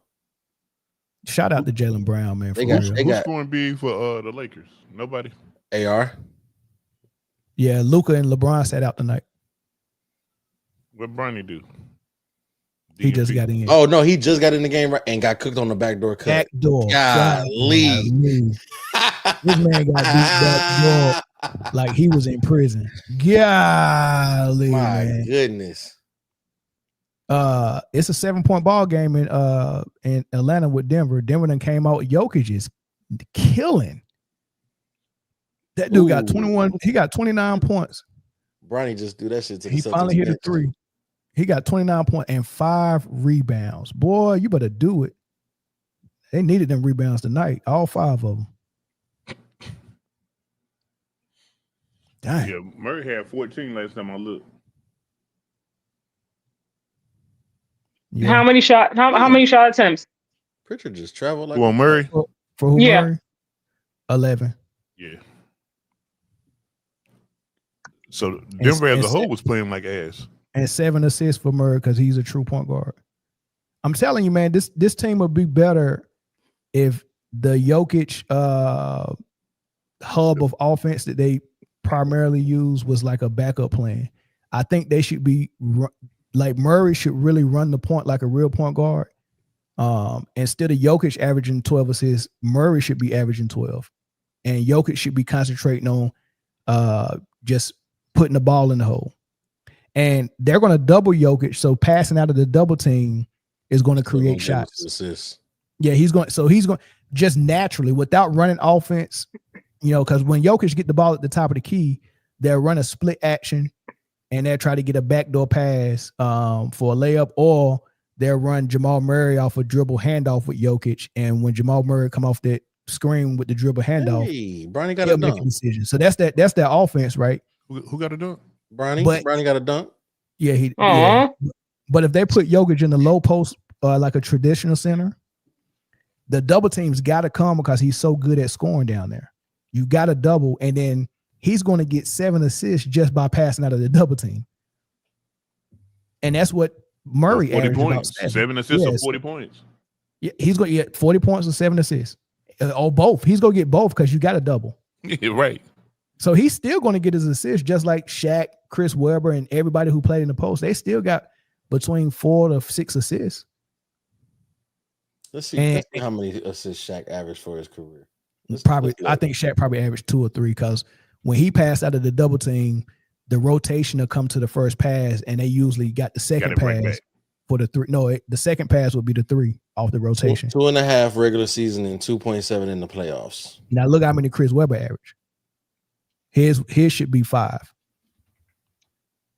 Or maybe his average for his career probably not 5, but in Sacramento it should be 4.2. 4.2. And what was Divox? Because they ran Divox and Weber passed a lot out of the post and out of the high post too. Bronny James is going off 3.1 for Vlade. 3.1. So I'm missing that. Turn my TV on. I'm like, y'all keep telling me, let me turn my TV. You ain't my TV's off. Oh, I'm not okay. I'm like, hold on. Yeah, it's a minute and 30 left, man. Bronny Celtics done beat the paint off the Lakers tonight. Yeah, they did. Their jerseys ain't even yellow no more. Bronny James is Bronny. Why Bronny James keep getting beat like that for these dunks, dog? I'm gonna ask y'all a question. I know it's off topic, but am I the only one that feels like this? I don't see Austin Reeves and Luka being on the same team long term. I really feel like when Luka's not there, you get the best from Austin Reeves. Like he can give you 35 plus. When Luka's there, you're going to get like 20, 22, maybe 24 from him around that range. Because they do the same things. And obviously Luka's more ball dominant and he's the face of that franchise, obviously, going forward. I feel like for AR to really ascend to who he can truly be, he's going to have to leave that team at some point. He will. Do you think they can stay on the same team together long term, or is it just me? LeBron is the glue that's keeping them there together right now. This is what I think. First of all, they seem like they got a really good relationship. They like each other. Mm-hmm. And that's more. Yeah, that's more than you can say for most of Luka's teammates. I think there's a lot of people that was like, man, hell nah with Luka, right? So that's a plus. The second thing is Austin Reeves.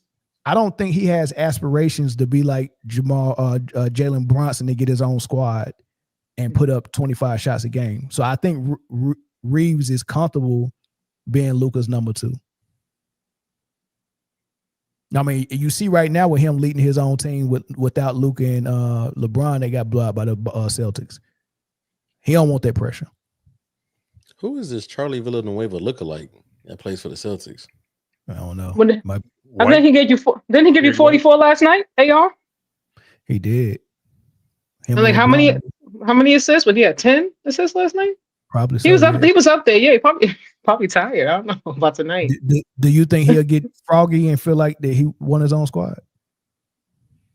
Nah, because with like Charlotte. Portland. Who go give him that money, man? I mean, I like him, man, but I'm waiting for he can go to Utah. I'm waiting. Yeah, you probably fit real good in there. I mean, shoot. He can go to Utah. Utah probably got some money squared away somewhere. Yeah. I like him in Utah for sure. Him, Ace Bailey, and Lauri Markkanen. Ooh. They don't like Ace Bailey in Utah though. Because he told him straight up, I don't want to go. I don't want to go to Utah. They're not doing that man no favors, dog. But could you see that trio? AR, Ace Bailey, and Lauri Markkanen? I would love it, yeah. Hey, I mean, it remind me of Gordon Hayward was in Utah. I didn't think about that one. I didn't think about that. Yeah, Gordon Hayward was a bucket before that ankle snap. I know, man. Who was better, Gordon Hayward or Austin Reeves? Gordon Hayward. You think Hayward was better? I think Hayward was better. Hayward was nasty. That was a bad one. Better question: who was better, Gordon Hayward or Karolinko? What was his name? Andre Karolinko. Yeah. Come on, bro. AK-47 was him. I give me Hayward though. You taking Hayward over AK-47? Absolutely. Nah. You see why that's a better question? 38-8. Okay, Jaylen Brown. He answering them questions, man.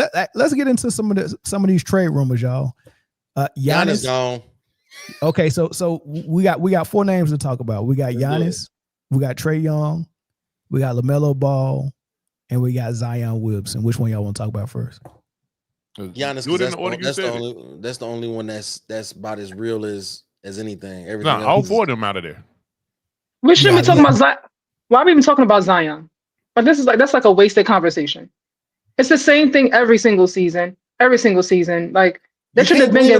You can't blame it on being fat this year though. He got in shape, so Well, it's always something. It's always something with him. It's just never like anything that results in winning. So it's like, why even have the conversation? Maybe we get him out of New Orleans and get a chance to see if he can, if it was the environment, and if he does. Yeah, I'm gonna take him. Who's taking him? Brooklyn. It's got to be the town idiots for sure. I just said Brooklyn.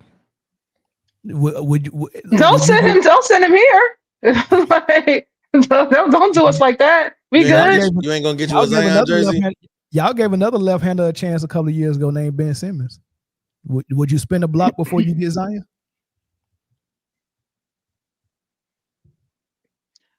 I'm gonna keep this about Zion. Don't send him to Brooklyn. We good. The Ben Simmons hate gotta be stopped. Hey, he ain't got no squad yet. He still want to play, man. He said he'll play for Philly for free. He said it's deeper than rap. Wow. And Philly said we'll pay you to stay away. All right, so I guess we starting with Zion then. This next game gonna be good. Maybe not. Who playing next? OKC in Dallas. Cooper Flag. Yeah, I love Cooper Flag, man. We're gonna talk about him, but that might be OKC's first loss though. I mean, second loss. Might be that second. Well, I don't even count that first one to the Blazers. They was beating them by 20 points, man. They just got bored. They just got bored. They was like, man, they was playing with their food and they couldn't turn the water off once it started. You know what I mean? But so Zion, let's just think about a team that would be able to benefit from him and won't be hurt by the risk as much. And a lot of people say the big three. Yeah, a lot of people saying New York, if they can get him for OG and Anunoby, then that risk would. Who said that? The Knicks will be losing a lot. The Knicks will lose that trade immediately. I want to say I was hearing this on either Gil's Arena or Jeff T's podcast. They were saying that. Oh, they got UD. They got UD on the show. Shout out to UD. Yeah. Mm-hmm. Taylor Rooks, Blake Griffin, Candace Parker, UD. So y'all not going. Yeah, shout out to Candace. The score is tied in the fourth quarter. Shout out to daggone Denver Nuggets, boy. They balling. They said not tonight. Nah, real talk. Sacramento could use Zion. Sacramento need everything though. They need to start over. That's the perfect way to do it, bruh. Somebody explain to me why.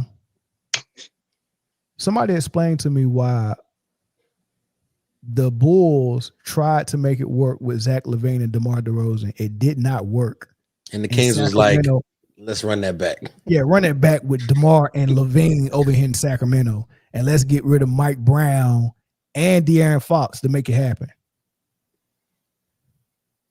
Hey, some people like, maybe we got the team that'll make this work. Maybe we got it. Baby.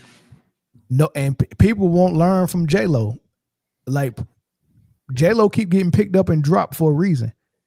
And everybody still think they can daggone turn her into a housewife, and I don't understand how y'all keep. What's all the shots at the ladies today? First it was Aisha, now we're going to J-Lo. Like, what we doing here? What's happening? What is going on? I didn't say nothing about Aisha. I like that song. My God. By the Boys. Ain't that who song that? By Another Bad Creation. Another ABC. There you go.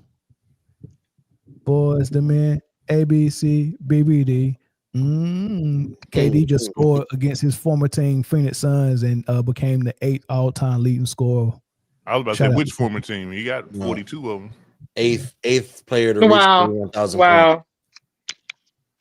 All right, let's. I think we're done with Zion, man. Please. That's a question mark. I don't know where he would go. Like I said, the big three is probably what benefited most. All right, let's go to Giannis then. I'm hearing a lot of New York Knicks talk for Karl Anthony Towns. I think with Karl Anthony Towns. I don't see that happening. Who are you getting rid of? Deplete that bench and give him some picks. So you Landry Shamet? Shamet, Briana? That's what you're saying. You think the Bucks just go give them away? No, not give him away, but I mean, Cat would probably have to be part of the deal. But I feel like you'd be losing. Cat gives you more than what Giannis does offensively. Cat, Chris. I wouldn't say that. Yeah, I wouldn't say that either. I think so? I think Cat for Giannis would be a good trade, and that's the only way the Bucks might still ask for first rounder with it. I mean, this is a former MVP who has led a team to a finals win versus Cat. Right. So yeah, the Bucks will say, yeah, if we give you Giannis, you're gonna have to give us Cat and a draft pick. That it ain't gonna be for cheap. You want the Bucks to throw that wham in a circle, and that's just not how life works. You got to bring some to get some. I mean, the Knicks gave up all their picks already when they took Mikal, right? Probably so. I think it was 4 first-round picks. Probably or 5, 4 unprotected, something like that. Yeah, I'm hearing as far as packages, if you talk about players and picks, and what the money can easily match up, I'm hearing that the Hawks is the better option to land Giannis. To trade Giannis versus Trae Young, or to get Giannis to play with Trae Young. I think Trae Young will be going to Milwaukee, but you think about all the other assets they got, bro. They got Jalen Johnson from Duke. They can include. They got Richard Say, the former first round pick. You know, they got a lot of pieces they can play with as far as play, and they got draft picks, and they can make the money match. So the Hawks, honestly, I would like to see Trae Young stay, and them give up Jalen Johnson, who's almost was an all-star last season before he got hurt. And this year he playing even better than he was last year. So I think the Bucks will be okay with giving up Giannis for a younger piece that looked that promising. If you can give me a draft pick and maybe your last year number 1 pick, Richard Shea. So 2 players and a draft pick for Giannis. I think they'll go for that. And then now you got Giannis and Trae and whatever else they got left.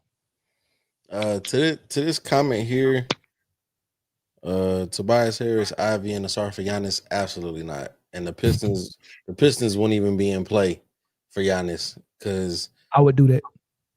I like the Pistons, Giannis in the Pistons. Hell no, and I would do that. And not giving up this package for it, absolutely not. Really? No. Giannis clears Asar, and Tobias and Ivy is throwaway. I'm not. Cade needs a legit number 2. Giannis can be that. Giannis haven't had a legit number 2 ever. Chris Middleton was a legit number 3, playing number 2. Giannis Lillard was he was a number 1, but he just couldn't mesh with Giannis. I think Cade and Giannis would be fired, dog. Nah, especially with Giannis finna be out for. Paolo got a nice ass Bentley. Especially with Giannis about to be out 4 to 6 weeks. What was it? 4 to 6? Was it 4 to 6 I'm weeks? doing that, dog. I'm sorry, I'm doing it. I saw 2 to 4. 2 to 4? Yeah. Yeah, that's still. I'm not messing with that. No, I'm doing that, dog. I'm doing that, Trey. I'm sorry. I like Giannis and Cade. I do too. Way better than I like Giannis and Harris and the Sur. I'm doing that easily. With no delaying. Plus the East is wide open too. Straight wide open. Straight wide open. Detroit had a chokehold on it a couple of weeks ago. Not no more. Not no more. Boy, the Knicks beat them. Hey, the Jazz, if the Jazz went on a 20-0 run, they still would have lost by 18 to the Knicks.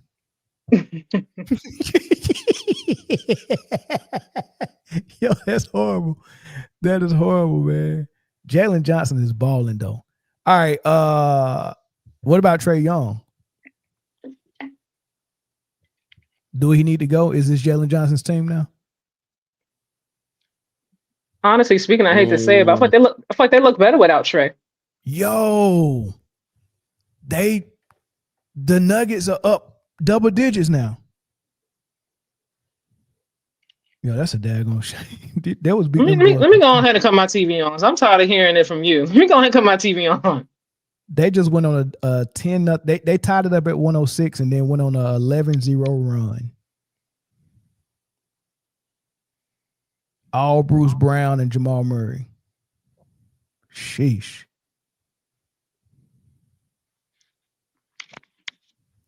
Dang it. Well, that's fire right there. Them boys can't. A 20-0 run is crazy. Yeah, that's fire right there. Y'all think Trae Young need to go though for real? I definitely think a change of scenery would probably benefit him. I think his time in Atlanta is coming to an end, whether it be before the trade deadline this year or something done in the offseason. But the thing about it is, who's going to pick up that contract? What is contract looking like? Fat. It can't be that crazy.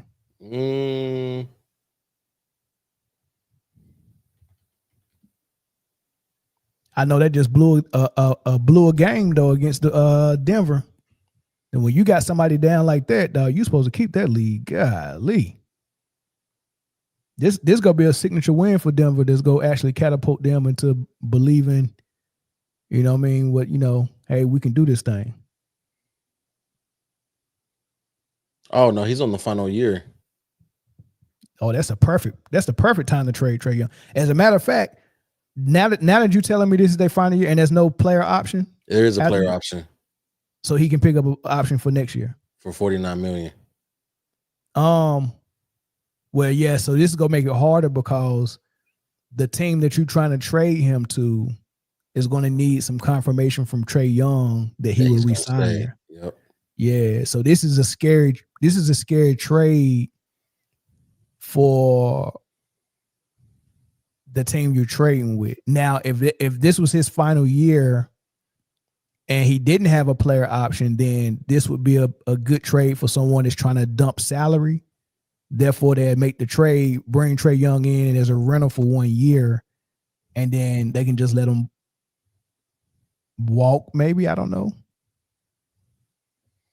I mean, I know teams that's rebuilding like expiring contracts for sure. Mm-hmm. But I don't know, man. A player option. It seemed like the Hawks got to trade him this year.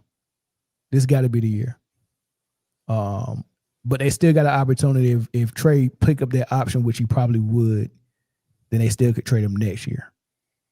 Mm-hmm. So I don't know, but somebody said something about him being 5'11". This would be the main reason why I would trade him, because he needs to be on a team where he's not the focal point on offense. So let him be an actual point guard. Yeah, so if the Spurs didn't have Fox and Dylan Harper, Trae Young may have worked there because he got bigger guards that can help defend for him, and then you got a 7-foot monster in the paint that could block shots if he get beat off the dribble. You know what I'm saying? That's what made Jameer Nelson work with Dwight, because Dwight had his back. You know, so Trae with Giannis works. You know, Trae with some big teammates and rim protectors would work. But you might be right. I think Atlanta is over for him in Atlanta. Yeah. Have we ever seen a 3-team trade or a multi-team trade that sent multiple superstars to one team? Is it possible? Yeah, it's possible. Yeah, but 3-team trade with superstars.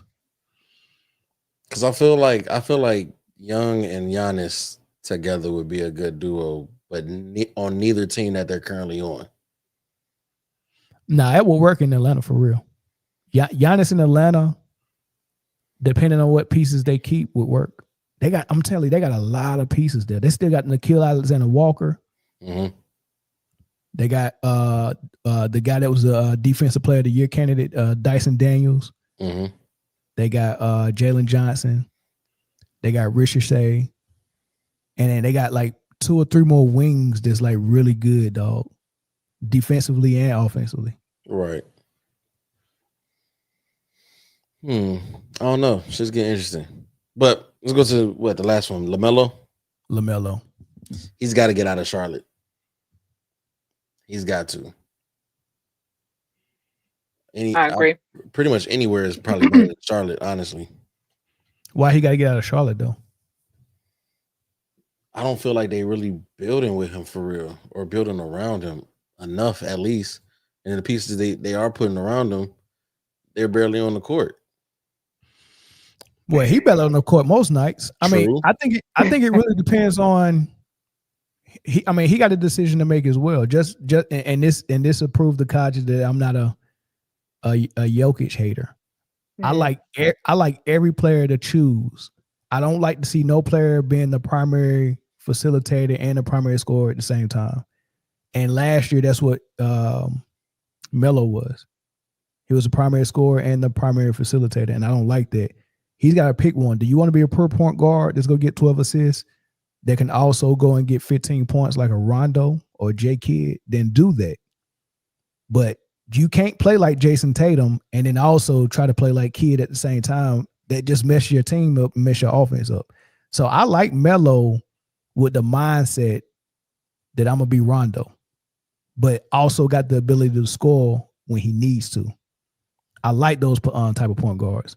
So either Charlotte's got to make a decision and give clear roles to everyone. But the sad thing about it is Charlotte don't have nobody that are both able to score at a high level and are mature enough to lead a team. Like Brandon Miller probably can score better than Melo, but he's not ready to carry a team yet. Kyle Kanuba can score really good, but he's not ready either. Bridges can't score as well as Melo. So there's no other option really to be their number one option yet. So now Melo's stuck in the middle of, do I fall back and be a point guard, or do I provide 25 to 30 points a game like I did last year? So here's the tricky situation with LaMelo, though. LaMelo signed an extension with the Hornets in 2023. His extension runs through the 2029 season. Mm-hmm. It's a $203.85 million contract that's fully guaranteed and a 15% trade kicker. Mm. Meaning if the Hornets traded him, they had to pay him extra. And you want to know what that means? That means Melo really wants to be in Charlotte. And we have the last really good all-star or somebody with superstar potential that wanted to stay in Charlotte was Kemba Walker. So we don't get a lot of people that want to stay in Charlotte. So Charlotte should commit to LaMelo and just fix how they're going to play. Or just, they just got to fix how they go play. They need some vets that can score. That'll change a lot. I really would have loved if they would have got a big man to help Melo out. So can you send Giannis to Charlotte? Yes. You can send Giannis to Charlotte. But you would have to give up a lot. You definitely giving up Bridges. Mm-hmm. Because you gotta make contracts match. Yeah, Brandon Miller got a rookie. He got a rookie contract, so giving up Brandon Miller is not gonna make the money match. You got to give up your big contracts, and the only one who got big contracts is Bridges and Melo. So if you're trying to keep Melo with Giannis, Bridges got to go, and Bridges is not good enough one-on-one for Melo. So yeah, you do have to add Miller. So you got Colin Sexton on the team. You got Trey Mann on the team. One of them got to go. Whichever one make the most money. And then you got the rookie Con Knipple. You keep him. Keep Con. You need a shooter, especially with Giannis. So keep Con. You gonna have to give up Miller. You gonna have to give up Bridges, and you gonna have to give up Sexton. They also got Grant Williams, and they got Grant Williams labeled as a power forward here. How much? Who got the biggest salary on the roster? What about LaMelo to Memphis? Send Ja. For Ja. Because I think that relationship is done too. It is. But you're just trading problems at that moment but the same issues you having with Melo is he can't stand the court, and Memphis is having that same issue with Morant, but off the court issues with it. So LaMelo is getting what's left on the table for LaMelo is $168 million. Miles Bridges is on $47 million, and next year is the last year of his deal.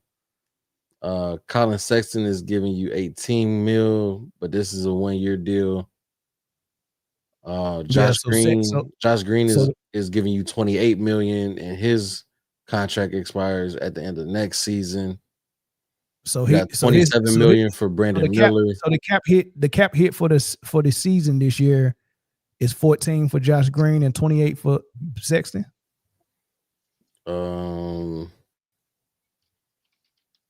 13 for Josh Green and 18.9 for Sexton. Yeah. Okay, so you're gonna have to match up the money based on what Giannis make, and do it by this year. If you can make that money match, then you probably should just go to the ESPN trade machine. They got a trade machine that you can just put it in, and they'll tell you what fits and what don't fit.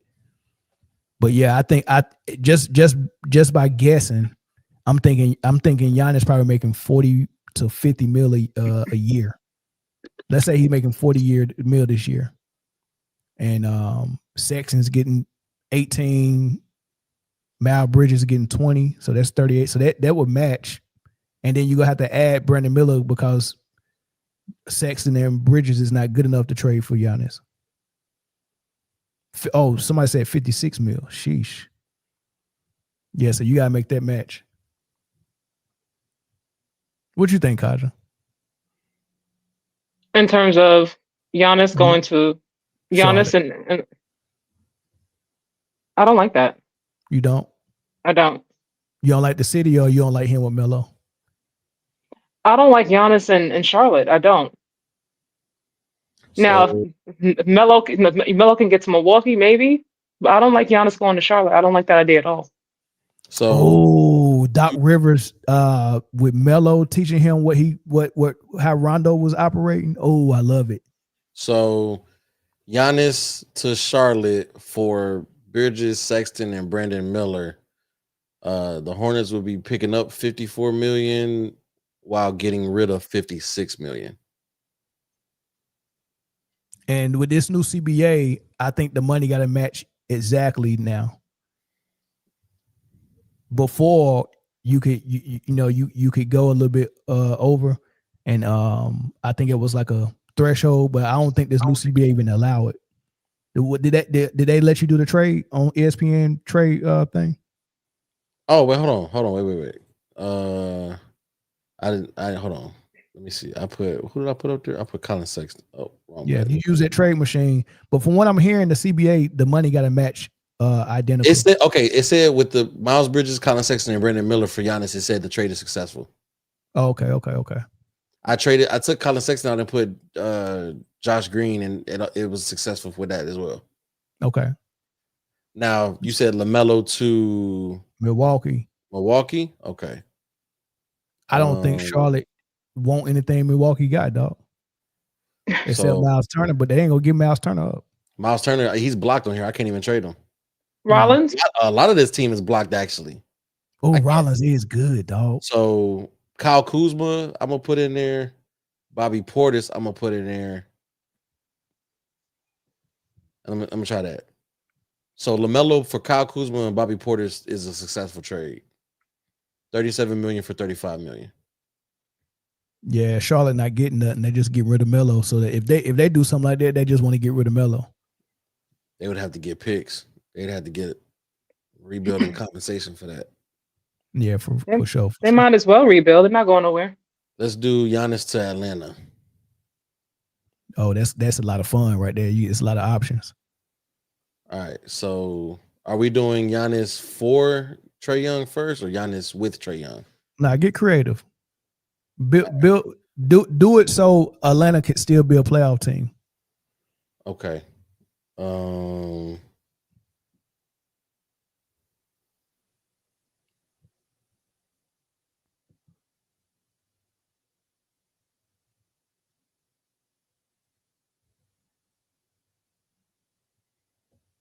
So I did Giannis to Atlanta for Kristaps Porzingis and Onyeka Okongwu, and it's a successful trade. Milwaukee wouldn't do it though. You gotta be realistic. You said get creative. All right, let me adjust. Let me adjust. So yeah, Milwaukee wouldn't do that though. All right. So that you said so they would still be a playoff team. Yeah, I forgot they had Porzingis, so that's crazy. Okay. I really wanted Atlanta to get that win tonight though. They it looked like they played too well not to pull it out, but hey, that's what happened when you messing with a champion, man. They fighting though. It's 17 seconds left. They only down 4, so they fought back a little bit, but yeah, it's a so wrap. I did Giannis to Atlanta for Trae Young, Onyeka Okongwu, and Jacob Toppin. And it's a successful trade. I think it's just saying all this shit is a successful trade. Yeah, they probably ain't updated that machine with the new everything's successful. Yeah. Jokic got 39, Kaja. Good for him. Good for him. How many assists? 8. And now, I'm about to okay, so rock with me, Mel. I'm about to get nasty with it. Hey, guess how many assists Murray had? 10? 12. So when Jokic scores like we need him to do and assist less, what did I say? I said if Jokic scored more and let Murray run the offense, it'll look like Murray getting 12 assists and Jokic getting, what did I say? You'll get 7 assists just passing out of double teams. Ain't that what I said? You did. And look at it. This dude got 12 assists and Jokic got 8 and 39 points. Man, see what happened when you shoot 24 times and not 7? Well, every night is not the same, but I get your formula work for tonight. It worked for the night, but it'll work even more. This man has never beat a 50-win team in the playoffs, and he's never won 60 ball games in the season. That's telling me that whatever their formula is, it can be tweaked and something can work better. Mm-hmm. Because the great players that are the best in the league, they all have led 60-plus win teams. Kobe, KD, SGA, LeBron, Jordan, Steph. But Jokic, the only one that's the best player in the league that has never led a team to 60 wins. I didn't know that. Yeah. KD only got 60 on the dot, though. But Jokic did get 57. He did get 57. How can I make the year they won the championship? How you can make what work? What you trying to make work? I'm I'm trying to do a 4-team trade that moves Trae Young, Giannis, Cat, and LaMelo. Oh, that's gonna be tough. Yeah, I'm trying to see how I'm gonna get this to work. That's gonna be tough. Well, let's do one more thing two more things before we end it. Let's pick our all-stars so far. Mm-hmm. Right. I'm gonna throw a name out there for the East. Let's start with the East, right? This could be real easy. K and they don't pick all-stars by position no more, do they? No, so we can just throw names. So we can just throw names out there, right? Mm-hmm. All right. So K is 1 in the East. Who else y'all got? Tyrese Maxey. Tyrese Maxey. Okay, there's another one. Jalen Brunson. Really? I could see that. Why not? They second in the East. All right, Brunson. What about Cat? Nah. Well, what about Giannis? He has missed a lot of games. I'm gonna say he's missed a lot of games, so yeah. You know. Like Cat might actually be. We'll go Giannis. Giannis. All right, now here will get tricky right here. With what y'all seen so far, is Jaylen Brown an all-star? No. What? What about you, Kaja? I'm on the fence because it started out pretty rough. You know what I mean? It started out rough. And now it's getting the waters are not as rocky, not as rough, But right now, I can't say right now. I have to see how the few more games go before I say yes. Let's put Jaylen Brown on the fence then. Brown is on the fence. All right, Jalen Johnson in Atlanta. Yes or no? I'm gonna say yes. Chris, I'll allow it. All right, Jalen Johnson over Brown is crazy. Franz Wagner. Would y'all take Wagner or Banchero this year? Paolo's been hurt,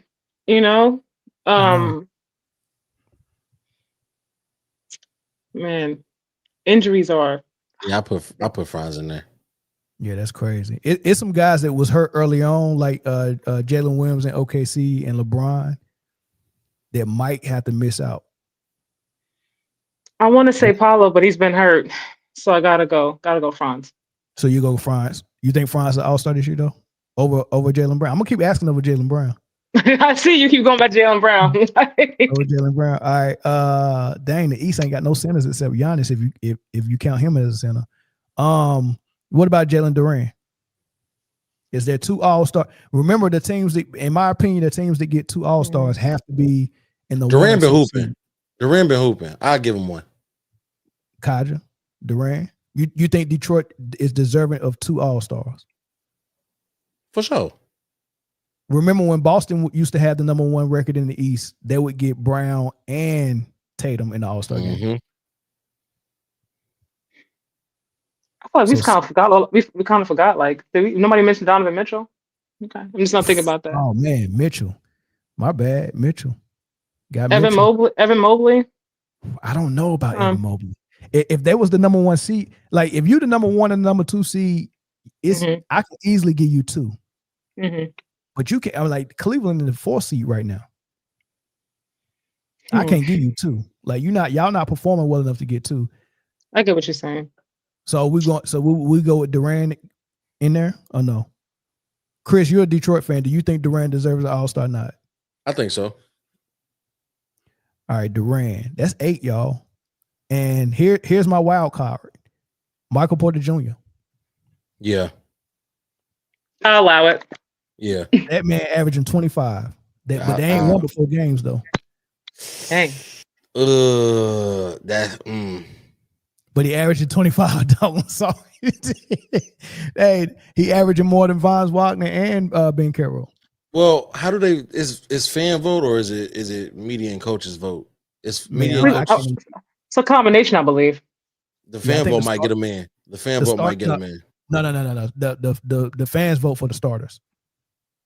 Ain't nobody go vote him in as a starter for sure. Because the starters gonna be Cade, Maxey, Giannis. They gonna get the fan vote and Mitchell. So it's gonna be Maxey, Mitchell, Cade, Giannis. That's 4 that's automatically getting fan vote. I don't know who they go vote. You forgot about Brunson. You think he'll get it over Maxey this year? I mean, New York is big, but so is Philly. Yeah, New York is huge. That's why I would say that he might get it over Maxey. Okay. That's because of the market. Oh my God. I made it work. I'm like, what happened? What did I miss? All right. Rock with me. Giannis gets traded from the Bucks to the Knicks. Colin Sexton gets traded from the Hornets to the Knicks.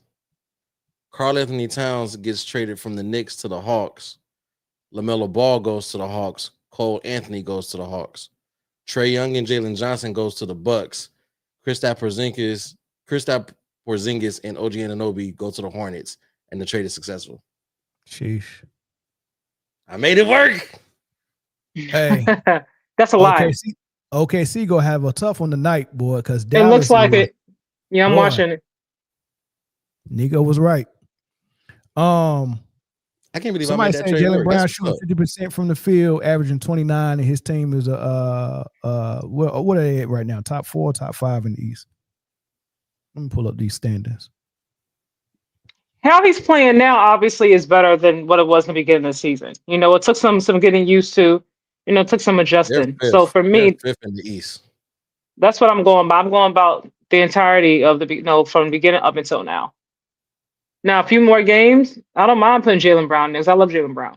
But right now, like I can't for sure say yes if I'm looking at the whole entire amount of games that have been played. Going back to this trade real quick that I made though. So it also on this trade machine tells you the analysis, like what's the have you affected this team's win percentage, right? So the Hornets get worse. they lose 14 wins with this trade. Yeah. The Bucks getting Trae Young and Jalen Johnson and getting rid of Giannis and Cole Anthony does not affect the winning percentage of that team. So they'll still be a playoff team. The New York Knicks gain a win with Giannis and Colin Sexton. The Hawks gain 8 wins with Karl Anthony Towns, LaMelo Ball, and Cole Anthony. Gotta love analytics, right? Gotta love analytics. Yeah. Gotta love it. I definitely like Giannis in New York for sure. I like Giannis in New York. I do. Y'all messing with that trade in the chat? Y'all like that? I was somehow able to make it work. The money was getting tight, but I made it work. All right, so to finish up, we got 8 names. We got 9 names. I'm gonna put Brown back on there to make it 10. Okay. Now here's the thing. So we got 10 names, and we only got one big man. That's Bronson. Well, unless you count Wagner as a power forward. Oh, and Durant. Durant is a big man. So here's what the dilemma comes at. Are they taking 10 or 12 also? I think it's 12. 12. So we got 2 slots left. Oh, wait. No. Each team is 8, I think. Oh no, they're doing that weird thing where they breaking it up. Yeah, but you gotta before you break it down into the teams in the format, you got to get the all-stars first, I think. Yeah, but it's still 24 each side. I mean 24 total, but it's 8. It's 8 a team. Right. But you still got to pick 12 East, 12 West. Yeah. Okay, so we got 10 slots filled with 2 slots left, and we still haven't picked a player from the Raptors who's number 3 in the East. So either Barnes or Ingram. So keep that in mind. Oh, Ingram. Okay. We haven't picked a player from the Heat, which only Bam would be. So you got a choice between should it be Bam from the Heat or should you get 2 from Detroit with Durant and Cade? Like, is it Bam or Durant? No, Durant. Okay. We got nobody from the Bulls. Bulls not in 12 though. I'm okay with that. Nobody from the Pacers. So yeah, I think that's the only thing we got to figure out if Bam is in, and if Ingram. I guess Bam and Ingram will be the 2 last slots then, huh? That's fine. Yeah, I agree. That's fine. Yeah. Okay, Bam and Ingram. I'm writing this down, y'all, because I want to see how close we get. Once the voting start. All right, so that's the East. All right, for the West, the Thunder. Are we comfortable? SGA. SGA for sure. And you could get Chet. I think it's Chet this year, and I think Williams get left out. Well, he just started playing, so yeah, he just started playing. But by the time the voting get here, it's possible he could be in. The Thunder might get 3. So should we put Williams down? Should we put the 3 for the Thunder or no? Because the West is kind of stacked. The West is stacked. I'm gonna go right now. Go with Shea and Chet. Yeah. All right, Shea and Chet. All right, Williams is on the fence. We'll see what happens after that. Rockets, Sengun and KD or just Sengun? I think are they number 2? They number 2, right? They number 2. They earn 2. I think so too. But then the question is gonna be: do the Lakers earn 2? No, they haven't played enough. But Luka getting in with the fan vote. Yeah. Yeah. KD might get in with the fan vote too. But that'll be it. All right, so let's put KD for now, and let's put Luka because we know Luka getting in. So you didn't put Sengun down? Sengun is in there. Oh, he's in it. Okay. But he ain't. Yeah. Sengun too. Sengun might be a reserve though. Yeah, he's not getting in as a starter. Right. Jokic. Are we put? Hold on. Are we putting Reeves in there? No. No Reeves. I think he definitely should be in the conversation. I mean, him and Luka. I think so too. I'm gonna put him Reeves on the has fence. been. I don't know if he gets enough of the fan vote to get in. No, he not gonna need it. He gonna get in with the coaches and the coaches go vote him in. You think the Lakers get 3 though? Because you know they're gonna try and cape. Ain't no way LeBron get in there. This dude averaging 9 points a game. Ain't no way LeBron getting in. LeBron gonna be in there. Stop playing. That's crazy. You think so? I know. The league, Adam Silver would not allow an All-Star weekend to happen without. There's no way you're not gonna have LeBron there. LeBron will go. Wow. So I don't care if he's averaging 2 points. LeBron's gonna be in there. All right, so let's put LeBron in there then. LeBron is in there. That's insane because let's go screw Reeves over for sure. It is. Yeah, well. All right, so we got 6. Let's go to number 7, Jokic, right? For sure. Jokic is in there. Is Murray in there? No. Murray averaging 25 points a game. Murray's not in there. Murray won't get in there. I don't think he will. Because you still got to think about the other names in the West. Ant-Man is going to get in there. Wemby is going to get in there. Wemby can't even play 5 straight games. All right, I got Murray on the fence. All right, so we're going with Wemby. Wemby's in there. That's 8. Number 9 would be Ant-Man. Ant number 9. Devin Booker. Devin Booker. I don't know if Booker's getting in there, dog. You don't think so? I don't know, dog. The West is stacked. They 13-9 right now. I know, but you know they go vote Steph in. That's ugly though. They go vote Steph in, dog.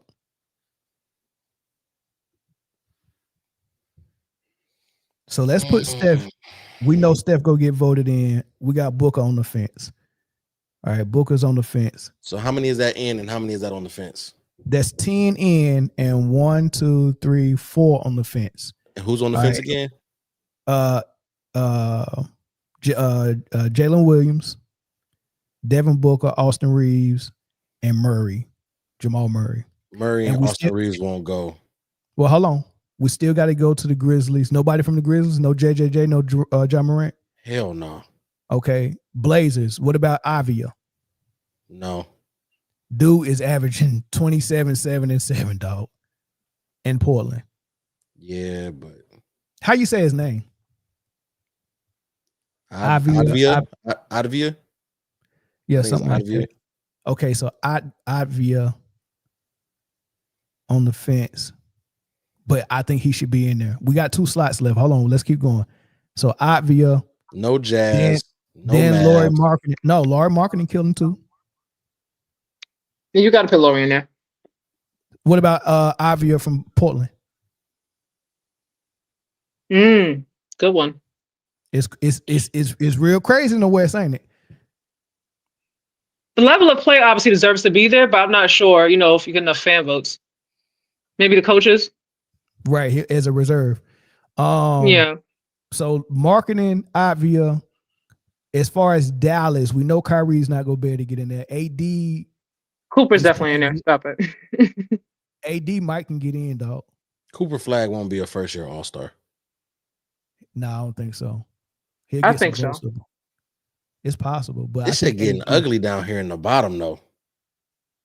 It is. Like, are we gonna throw James Harden in there? I don't think the Kings or the Pelicans got an All-Star at all. Hell no. And I'm fine with. Okay, so I'm fine with leaving teams below the 10th seed without having an All-Star. Do better if you want to make All-Star. Win more games. But this is. I'm sorry. What's Steph in this conversation? Yeah, we got Steph. Okay. Steph is going. I missed something. Okay. We got 2 slots left, Kaja, and we got 1, 2, 3, 4, 5, 6 players for 2 slots. All right, so let's do it. So far, we got Sengun, that's a center. We got Jokic, that's a center. We got Wemby, that's a center. Right. As far as guards, we got SGA. Oh no, we got Chet too. So we got Chet. We got a big team. Chet, Sengun, Jokic, Wemby. Then we got guards, Steph, SGA, Luka. Then we got forwards, KD and LeBron. This team is complete and stacked. Where Ant-Man at? Ant-Man is there too. My bad. I mean Ant-Man, right? So that's 10 players. Mm-hmm. We got 2 left. So we can really take any position. Who is more deserving? All right. Otvia is playing as a number 1 in Portland on a losing team, but he's putting up good numbers. You got to put him in there, I think. Williams is playing as a number 2 in OKC who missed the first 19 games. And he has a guy that's playing that filled in his number 2 spot in Chet, who we got on this list. Booker is playing as a number 1, but he's in and out of the lineup. He's doing decent, but the team is winning. Lauri Markkanen is playing on a losing team, putting up good numbers. And Murray is a number 2, and Reeves is a number 2 on winning teams. So honestly, I think we can rule out Lauri Markkanen. Mm-hmm. I think we can rule out Devin Booker. I can't rule out Lauri. You can't rule out on a losing team? The level of production, look, it's a team sport. Like, I can't control every single person or everything on this team, but what I can control is how I show up, how I perform, my effort, and what I bring to the table. And he's been consistent. So I gotta put him there. But I'm also not rewarding nobody who's on the 11th seed over somebody who's on the 7th seed. Yeah, but All-Star is about the individual. We're not talking about each team. It's not like All-Star teams. You won't never see nobody who's dead last in the conference make an All-Star game, though. I get what you're saying. I do. But for me, like I said, I can't ignore it. I know that. Let me pull up his stats. What is it? Because I know it was big time at the beginning of the season. I don't know what it is now though. You pulling it up? Yeah, he's average. Oh no, I'm sorry, that's not his average. He is averaging 28, 6 and 2. 28, 6 and 2. Okay. What is Murray averaging? Give me a second. I'll pull it up. Give me a second. Maneuvering. I'll pull up Booker while you pulling up Murray. Jamal is averaging, and the Nuggets won by 1, by the way. What's his name? Jamal is averaging 25, 5 and 6. And Booker is averaging 25, 7 and 4. Oh gosh. What was Murray averaging again? 25, 5 and 6. 25, 5 and 6. 25, 5 and 6.5. And the Nuggets, so Booker is a number 1 on the number 7 ranked team in the West, and Jamal is a number 2 on the number 4 ranked 4 or team 5. in the West. Yeah, 4. And no, you said is AR there or he's not there? No, we ain't even got Austin Reeves. AR not who's getting averaging 30. He should be there to me. But because they're gonna get LeBron in on the fan vote. And Luke so getting in from the Lakers is insane unless they was the number 1 seed. The only team I think deserves 3 is OKC. I mean, you 21-1 right now, dog. If anybody deserves 3, it's OKC. If anybody deserves 2, is going to be Detroit and Houston. Well, I don't think they deserve 2, but they're gonna get 2 just because KD. You don't think they deserve 2? No, I think those are for number 1. I think double All-Stars are for number 1 seeds. KD is averaging 25, 5 and 4. I understand. And Sengun is averaging 23, 9 and 7. Yeah. On the number 2 team in the West. It's not the number 1 seed. Well, if we keep it in the box, I mean, hold on. They've been winning without J-Dub. He just got back. True. Reeves averaging 29. Reeves averaging 29, 7 and 6, dog. He won't get in because of his teammates, and that's the sad part. Because AR should go. He definitely should. I'm having a hard time leaving him off. I'm like, he's been. Me too. All right, this our stuff. This man down. We putting Reeves in. Are we good with that? I'm good with it. I'm putting Reeves in. I'm sorry. I got Reeves in. I'm not good with that. I'm not good. No, I'm not good. No, I'm not good with the Lakers getting 3. So that means I'm not good with the Lakers getting 3. Yeah. LeBron's not in. I'm sorry. I'm putting Williams in for LeBron. OKC gets 3 All-Stars. Williams in for LeBron. So no, I'm OKC lying. gets 3. I'm lying. Houston gets 2 and LA gets 2. I'm lying. I'm putting Avia in. I agree with that. So OKC gets 2, Houston gets 2, Lakers get 2 to get Avia in. Correct. And then that last slot. Who's on the fence again? Are you giving this to Jamal Murray? It's gonna be between Booker, Williams, Murray. Do we give OKC 3 and give Williams a nod, or do we get Murray his first All-Star, or do we give Booker another All-Star? Well, let's think about the times we've seen 3 All-Stars from one team. I'm gonna go Murray over Booker, and see if let's see if the criteria matches, right? If I remember correctly, Golden State got Clay, Steph, and Draymond in all in the same year. They did, and that was the number 1 seed. I also remember that Atlanta, when they was the number 1 seed, got Joe Johnson, Kyle Korver, Al Horford. And did Cleveland ever get 3 in with LeBron, Kyrie, and Kevin Love? I'm not sure. I don't know. Detroit got 3 in with Billups, Rip, and Wallace. And Ben Wallace? Yeah. And they were probably the number 1 seed. Let's see. Teams. NBA teams with 3 All-Stars in the same season. How many spots you got left now? It is definitely politics. Yeah. 1. Because of politics, LeBron's gonna be in there, no matter what. But if LeBron in there, the Lakers just can't get 3, dog. That means Reeves can't be there. Especially if he might retire this year or next. There's no way they're gonna leave him out. Absolutely, yeah. They got to give him his flowers. But did y'all say James Harden? No, because of what's going on. He's not that team trash. Ain't no way you can get in there. I mean, look, we left AD out, dog. AD, he's left himself out. He hasn't been playing. Yeah, but we put LeBron in. Well, he's LeBron. You know what I mean? Even if we don't put him in, they're gonna put him in. There's no way he's not gonna be there. I agree. Him and Steph. Let's leave Steph out of it because Steph is available.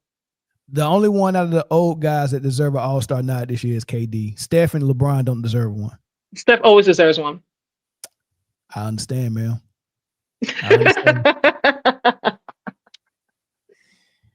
I understand. I forgot you was trolling me on the live a few weeks ago. I forgot about that. I told you when Steph got hurt, there was light skin leaving the body. That wasn't pain. You did say that. Yep.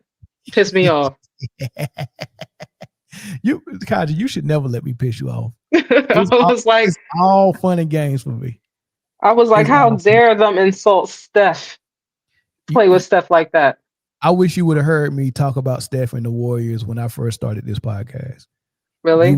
You think I was the number 1 Warriors fan, the number 1 Steph fan. There we go. See? What happened? Right. Nothing happened. It's just, I say what I see. And what I seen then was domination from the Warriors and Steph Curry. What I see now is entitlement and a team that should have been broken up 4 years ago. Well, whatever year they won the championship. After that Draymond should have been gone. They should have moved on and rebuilt. And I see them trying to hang on to something that ain't there no more. And I like pointing it out every chance I get.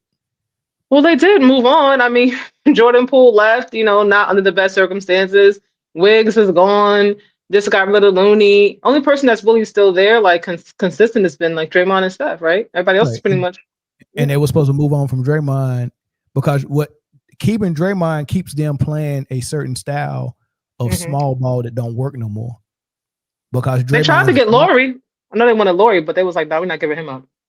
And guess who? And guess who talked them out of getting Laura? Draymond? Really? Draymond. He said it on his podcast.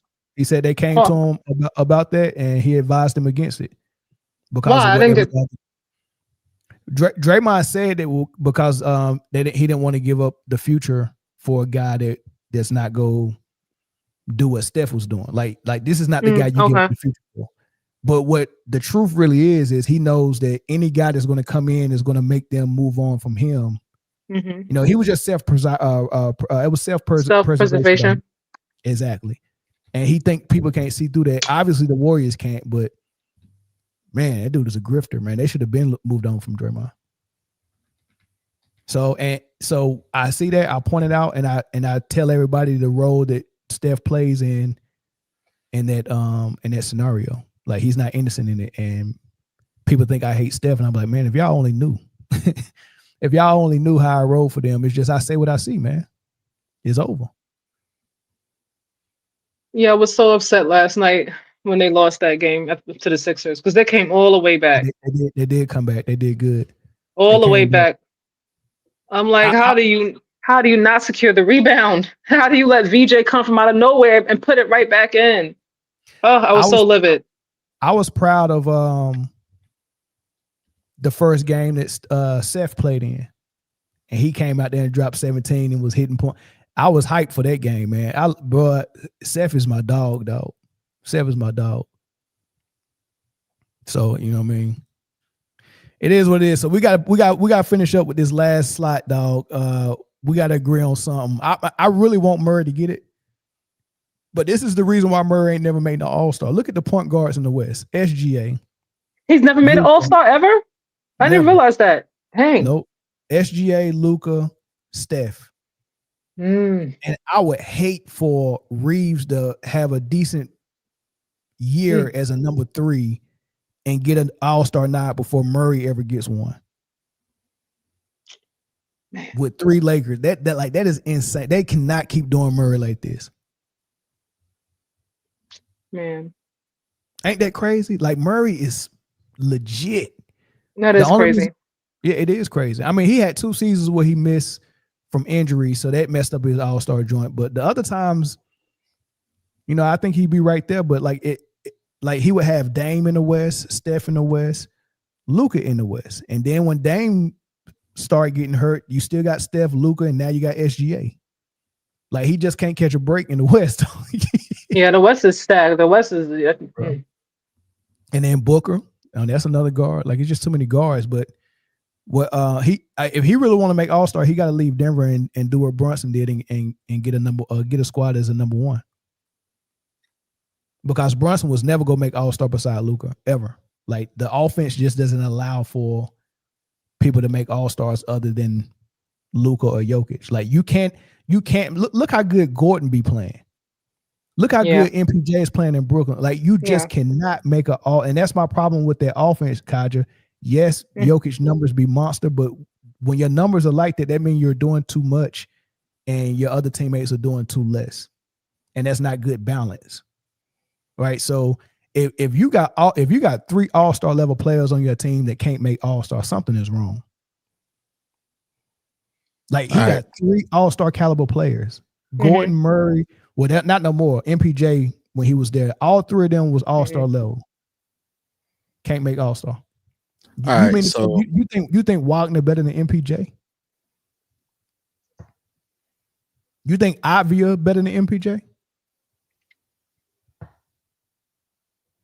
You know, you think Austin Reeves better than MPJ or Murray?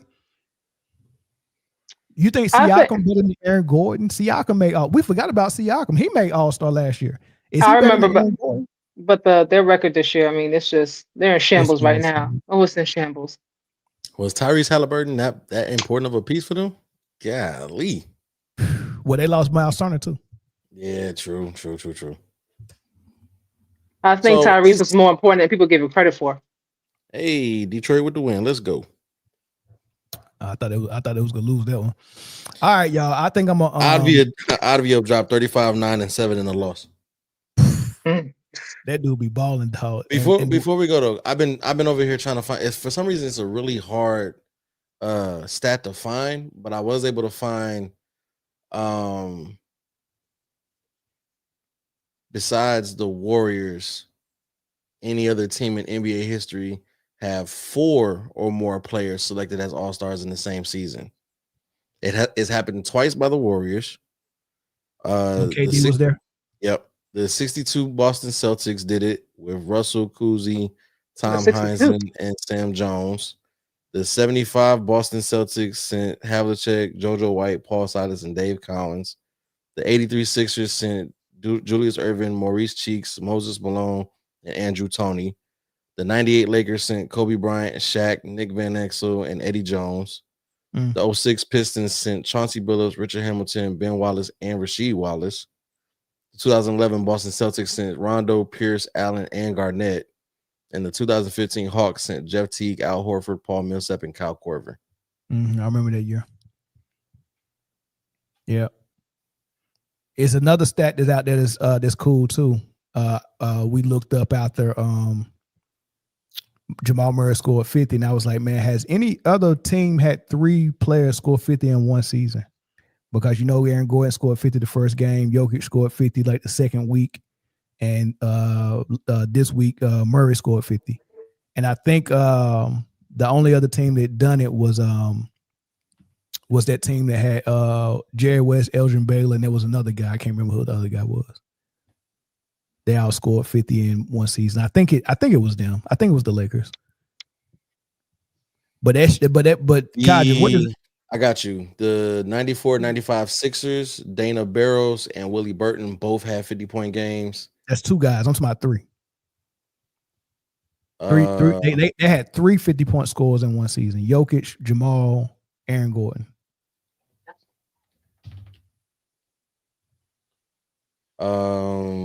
The 61-62 Lakers, Elgin Baylor, Jerry West, and Rudy LaRusso all had 50-point games in the same season. Yep. And I think Baylor had like 5 50-point games, or maybe West had 5 50-point games. So they didn't do it just once. Jokic, Murray, and MPJ. Yep. MPJ. No, not MPJ. Murray and Aaron Gordon. Nope, they got MPJ up here. MPJ scored 50 in the season? Mm-hmm. I think I actually remember that game. What year was this? You remember that, Kaja? I do not. No, wait. It could have been MPJ. What year was this? Oh. Wasn't last year. Was it the year before? Okay, now they're saying he hasn't had a 50-point game. Okay. Nah, so they got the name. They must have been talking about Aaron Gordon, but AI is fucking up. Yeah, Aaron Gordon, Murray, and Jokic. So that's only happened twice, Kaja. So what you think that says about Murray and Gordon?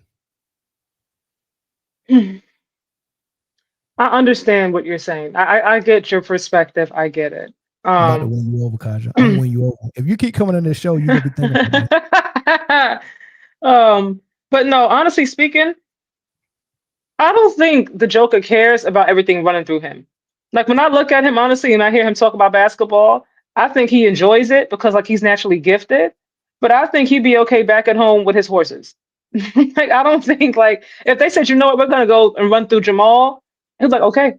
Like I don't think he'd be like, no, let it run through me. I don't get that vibe from him.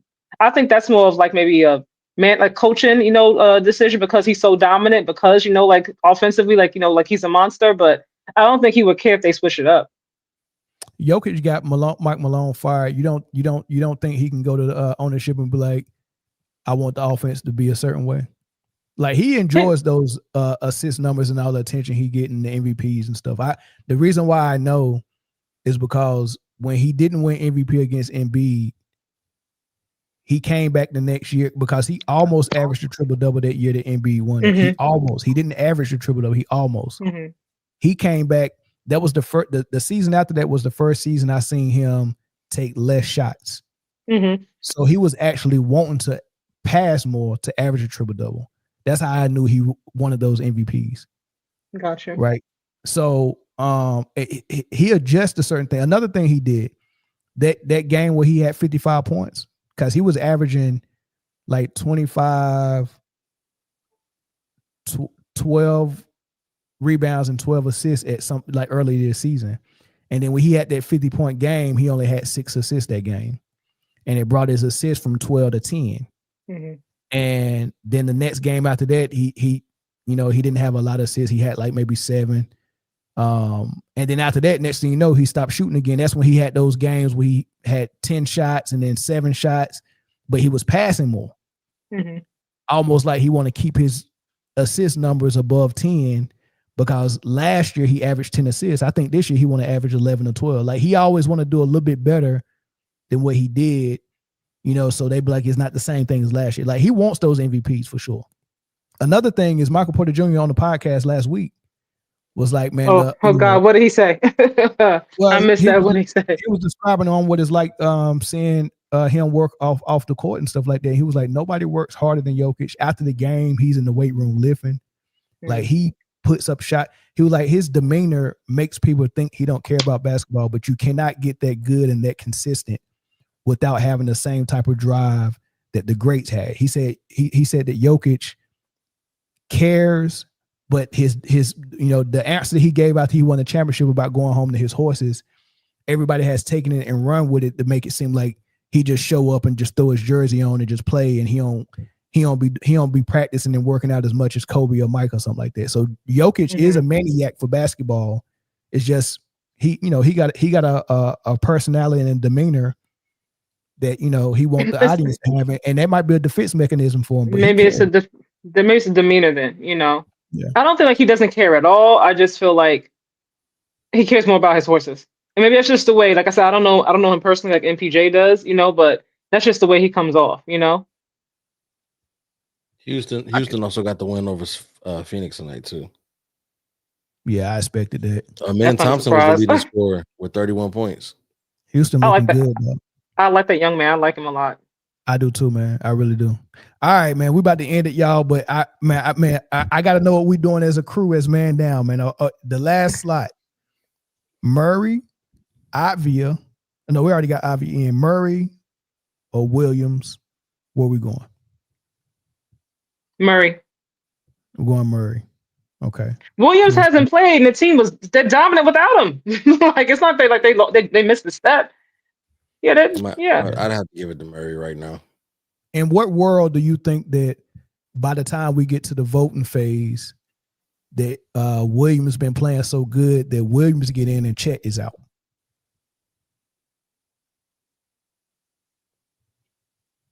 I think OKC can get 3 in. You think they can get 3? I think they can get 3. If they get 3, then somebody got to come out. It's probably going to be Avia or Reeves. It'll probably be Reeves because the Lakers ain't getting 3 in. They definitely can get 3 in by the time this happens. It's because they got the best record, by far the best team in the West. In the league. Best team, period. I'm glad we put this on record, man. I love coming back to stuff after like a month or two to see, where we was accurate at and where we wasn't. This is gonna be fun, man. We got 12 on each side. We about to see what happened. Dang, this kind of exciting to me. See how close we are. Yeah, for sure. But I like what Murray doing this year. Don't lose that list. Don't lose that list. Yeah, don't. I mean, it's recorded. It's on live. But I ain't gonna lose the list though. I keep it in my little black book. It says, Joker is the best. Oh no. Okay. It says, look at you retiring from the Navy and shit. This is a gift from one of my friends. Nice. You in the Navy? I retired. Ah, cool. I didn't know that. Yeah, I did 21 years. Wow. I did. That's 4. amazing. I did 4. Wow. Shout out to both of y'all. Yeah, I met this young man in Japan. Not having a clue about life and needing guidance from a OG like myself. That I'm still looking for because I ain't got it from him. No, I'll just play it, man. Mel has definitely been one of my best mentors in the Navy and out. So shout out for sure. That's what's up. It's a big brother for sure. For sure. All right, y'all. Super older big brother, like super older big brother. Hey, it is what it is, man. Oh, wow. Listen, I Wow. lean into my wisdom, man. I got gray hair. I'm a silver fox. You know what I mean? I'm good with it. I'm cool with it. Don't thank me for my service. I did it for the money. Okay. I did it for the charges in the country visits. Listen, do not look at me like a hero. 100% I did it for the money, dog. If only you knew what we was doing on them boats. I did this for the money. Wow. On that note. but thank you for your support. We appreciate it. All right, man. Thank y'all for tuning in. Don't forget to go sub to Just Simply Sports, man, to catch Kaja. And we go come back to this list, y'all, man. I appreciate y'all. Thank you, guys. Peace. Thank you.